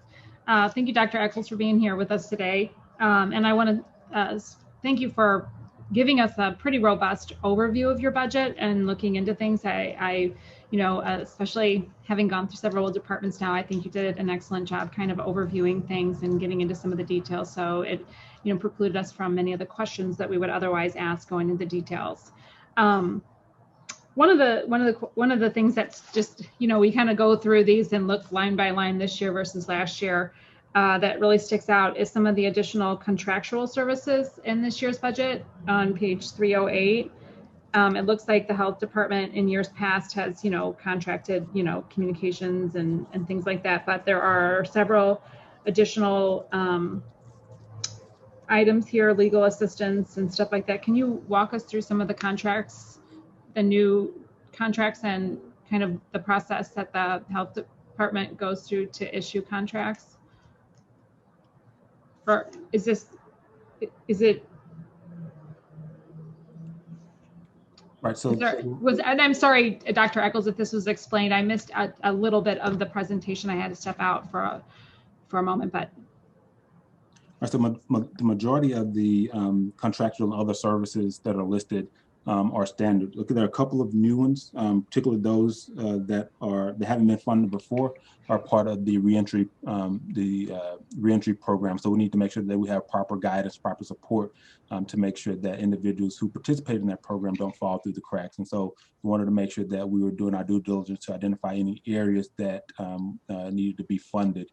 And so that's where these items are included. So individual counseling, legal assistance, leasing medical care, minor home repair, supplemental groceries, transitional housing, and transportation were all identified as potential needs for those individuals. Because we know as individuals try to reacclimate to society, there's a lot of hurdles. And so the health department can be a source of support for those individuals, at least until we're able to connect them to another service provider. This helps us bridge that gap to ensure the individuals don't fall through the crack. And so all those additional contracts, so the contractual services essentially doubled from 600,000 to 1.2 million. So those additional services are related to the reentry programs. Right. And so they could, I guess, in theory, be the reentry program is identified on page 303, correct? That's correct. Okay, and that would just be that's just the staffing associated with that. So I see it's kind of separate. In a general sense, the health department does have a lot of contracts. The professional services, like 2.3 million, is that the cure violence? Correct. It's so hard sometimes to understand what all these are. And Dr. Eccles, did you see how many employees the health department currently has? Right now, I believe there's roughly around 130. But these additional programs, so the reentry program would add 12 staff to the health department's table of organization. Then we also have 6 public health program representatives and 2 food establishment inspectors that will be added to the health department's TL. But not through the reentry program. Not through the reentry program. Okay. Just only 12 staff will be a part of the reentry program.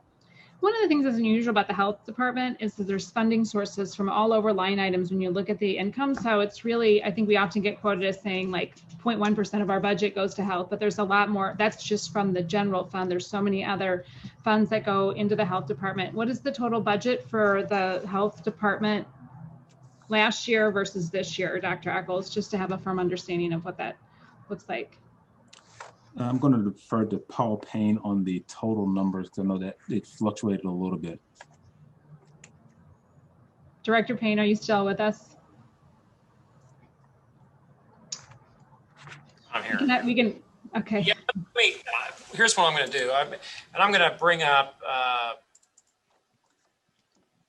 the budget the annual operating plan document, which we've also got a number of hard copies, but it is available online.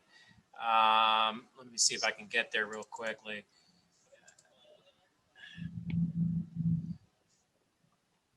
Because it will summarize, as you mentioned, a number of the various funds that comprise a department's budget.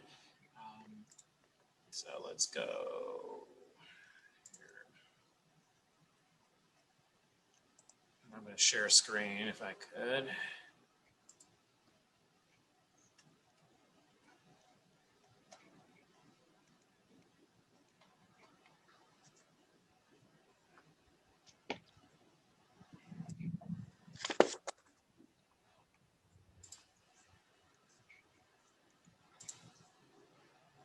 Do you see my screen?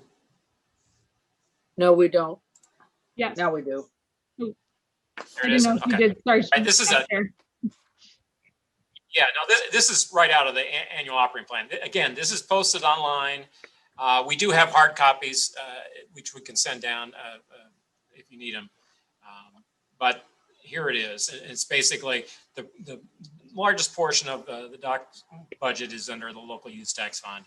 But then there, as you mentioned, there's also a small piece that's in the general fund. And then grant and other funds comprise about, 18 million. So a total, all funds in is about $34.6 million, which is about a $4 million increase, a little over $4 million increase from the prior year. And you can see the total personnel below that, went from 95.6 to 111.5. So that's an increase, Paul, of how much? What is it total? From 30.56 to 34.64. 30. Great, that's really helpful. It's about. All right, thanks, Paul. And then Dr. Eccles, just lastly, I know there was some discussion about like that. I just wanted some clarification on the contracting piece. Does that usually go through like a RFP process, or how does that usually happen? Yes, we usually put out an RFP.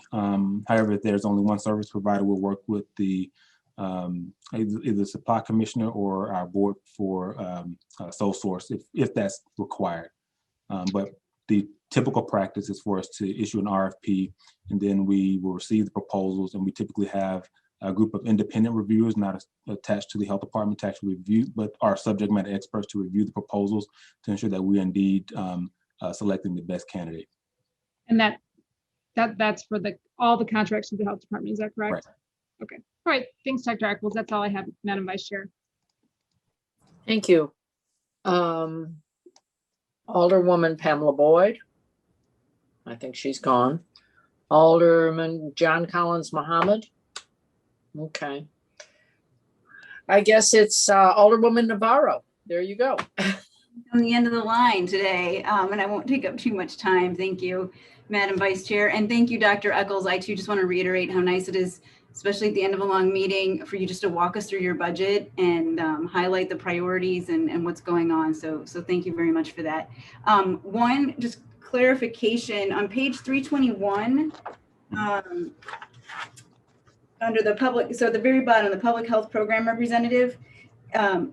I thought I heard when we were talking, you said 6, I think, positions there. It says 3.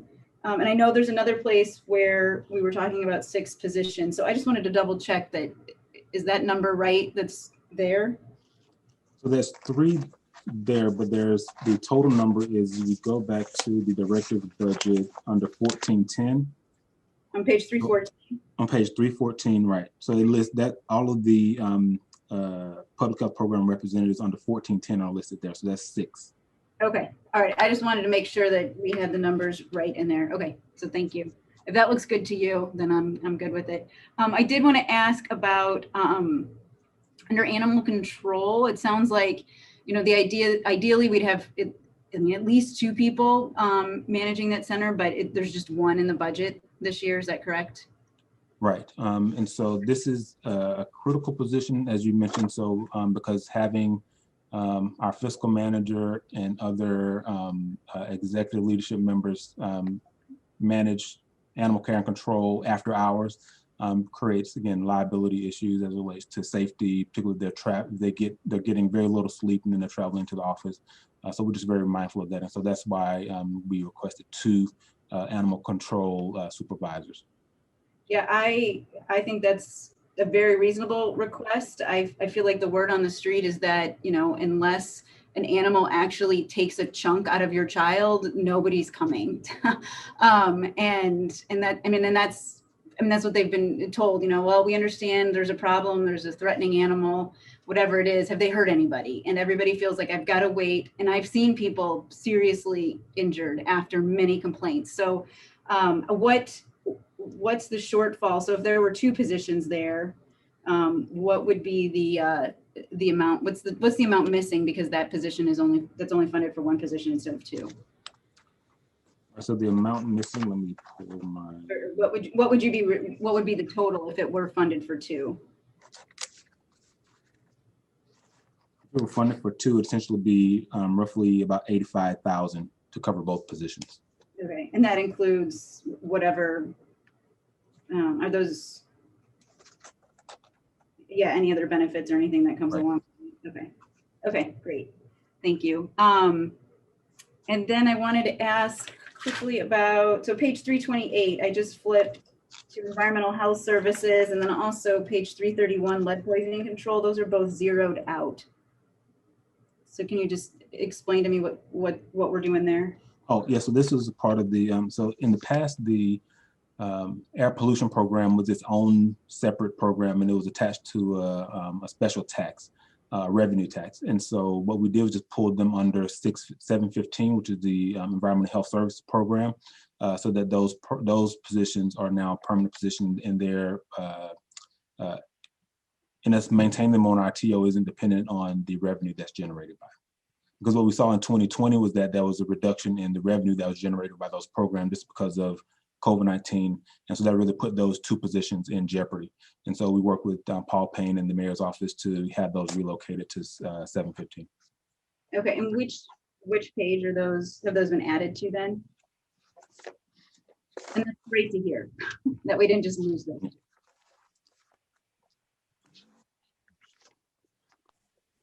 I think they're on page 329, right across the way. Same page.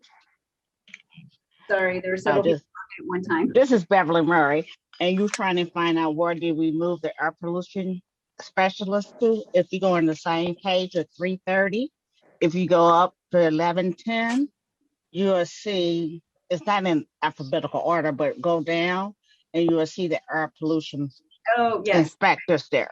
Okay, so that, okay, great. So that correlates with what's on page 328. Okay, and then I guess same question then for the lead poisoning control. Is that, if I go to 330, is that reflected over on that? I just want to make sure we're not losing, nothing's falling off here. Right. So our lead poisoning or our lead control program is funded by the state under the maternal child health program. So that's under the family community school health. Okay. Okay, so that'll be after, okay, so like page 334. Correct, but those are primarily covered by grant funds. So it wouldn't show up as a general use, local use tax. Okay, so we still have some staffing associated to lead poisoning, but it's reflected in this family community school health piece. Okay, all right, I just wanted to double check that. Great, thank you. And I think that's all that I have. Thank you very much. Carol, you're muted. I'm sorry. Dr. Eccles, the presentation that you did for the Cure Violence, can you forward that to the Board of Aldermen and share it with all of us, please? Okay. Absolutely. All right. Let's see. Lisa Middlebrook, is she on? And also Alderman Evans, are you on? No, she's gone. Okay, Alderman Gunther, do you have any questions? Okay, are there anyone else online that has questions? Okay. Madam Vice Chair. Oh, I'm sorry. I didn't. Yeah, I see your hand now. It's in the light. Okay. Yeah, Go thanks. ahead. Thank you, Dr. Eccles. That was a very thorough presentation of your budget, and I very much appreciate that and the slides that you presented as well. One question about the Cops and Clinicians program. So that the grant fund through the health department, is that continuing to be managed by the health department, or is that is that under public safety, or where is sort of the management and oversight of that program? Yeah, so that's still under the health department. And so, but we're working with the behavioral health response for that. So formerly it was known as the Cops and Clinicians program, but now we call it the co-responder program. Okay. So that's essentially the health department, because we didn't have the capacity to actually do that work. We partnered with an organization that did. And so behavioral health response is lifting that work for us, and we'll be renewing their contract as well. Okay, so you're managing the contract, but all official duties and everything will be supervised by the police department, or how's No, so they still report to the health department. So we oversee the services, and then they provide monthly reports and everything to us, so we can track the progress of the program. And then if there's any issues, we also dialogue with them regularly as well to make sure that if there are any challenges that are recognized, that we can take the necessary steps to address those. And if there are opportunities to make the program more efficient based off of feedback that they're getting from community or some of the other partners, we can make the necessary adjustments.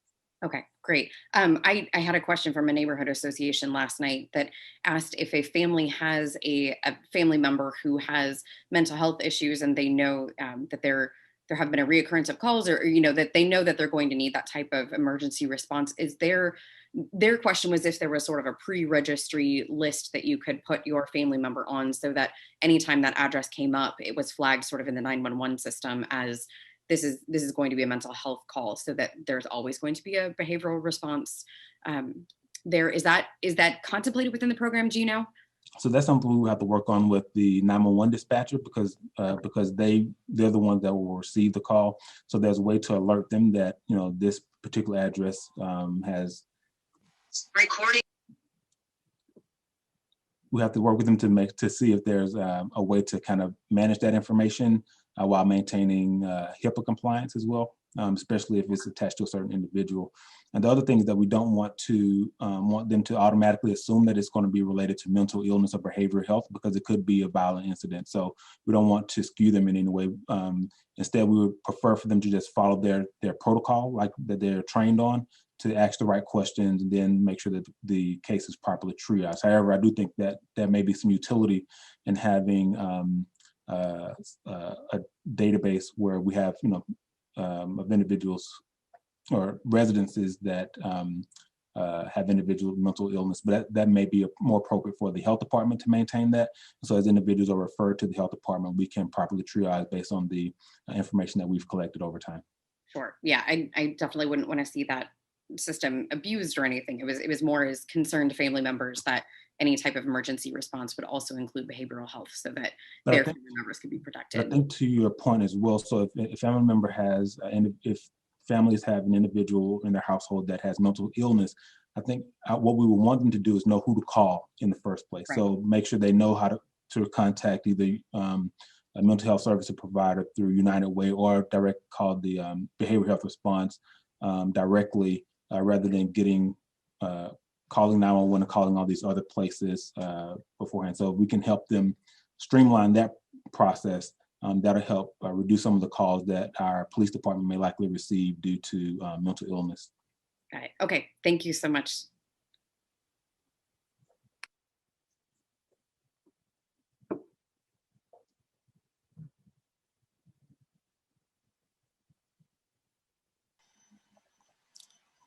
I think Alderwoman Spencer's in charge now. Yeah, I think we lost our vice chair. It looks like we did lose our vice chair there. So I guess, Madam Clerk, do we have any additional folks who have questions for Dr. Eccles that we should? Alderwoman Spencer? Yes.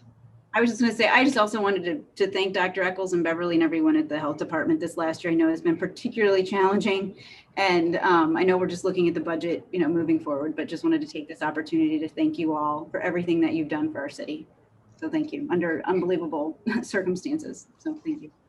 It was a team effort, so, Thank you, Alderwoman Navarro, and Dr. Eccles, thank you from the committee, and thank you from the Board of Aldermen and the general public. I think we all can agree with that.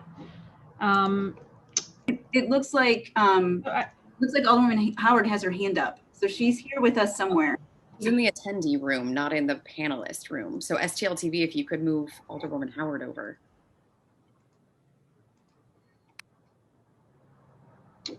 There she is. Red Rover, please send Alderwoman Howard over.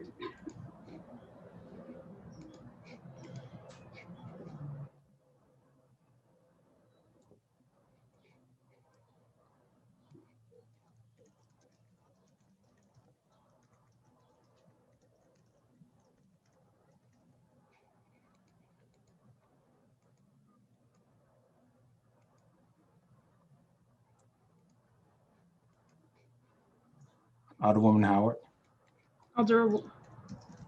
There she is. Okay. Okay. All right. Now, it finally came up. My battery, I just thought I explained to everybody. My battery died on my other device, so I'm on my phone now.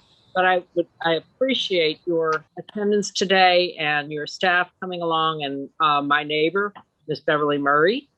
I'm happy to see her. I haven't seen her in a while.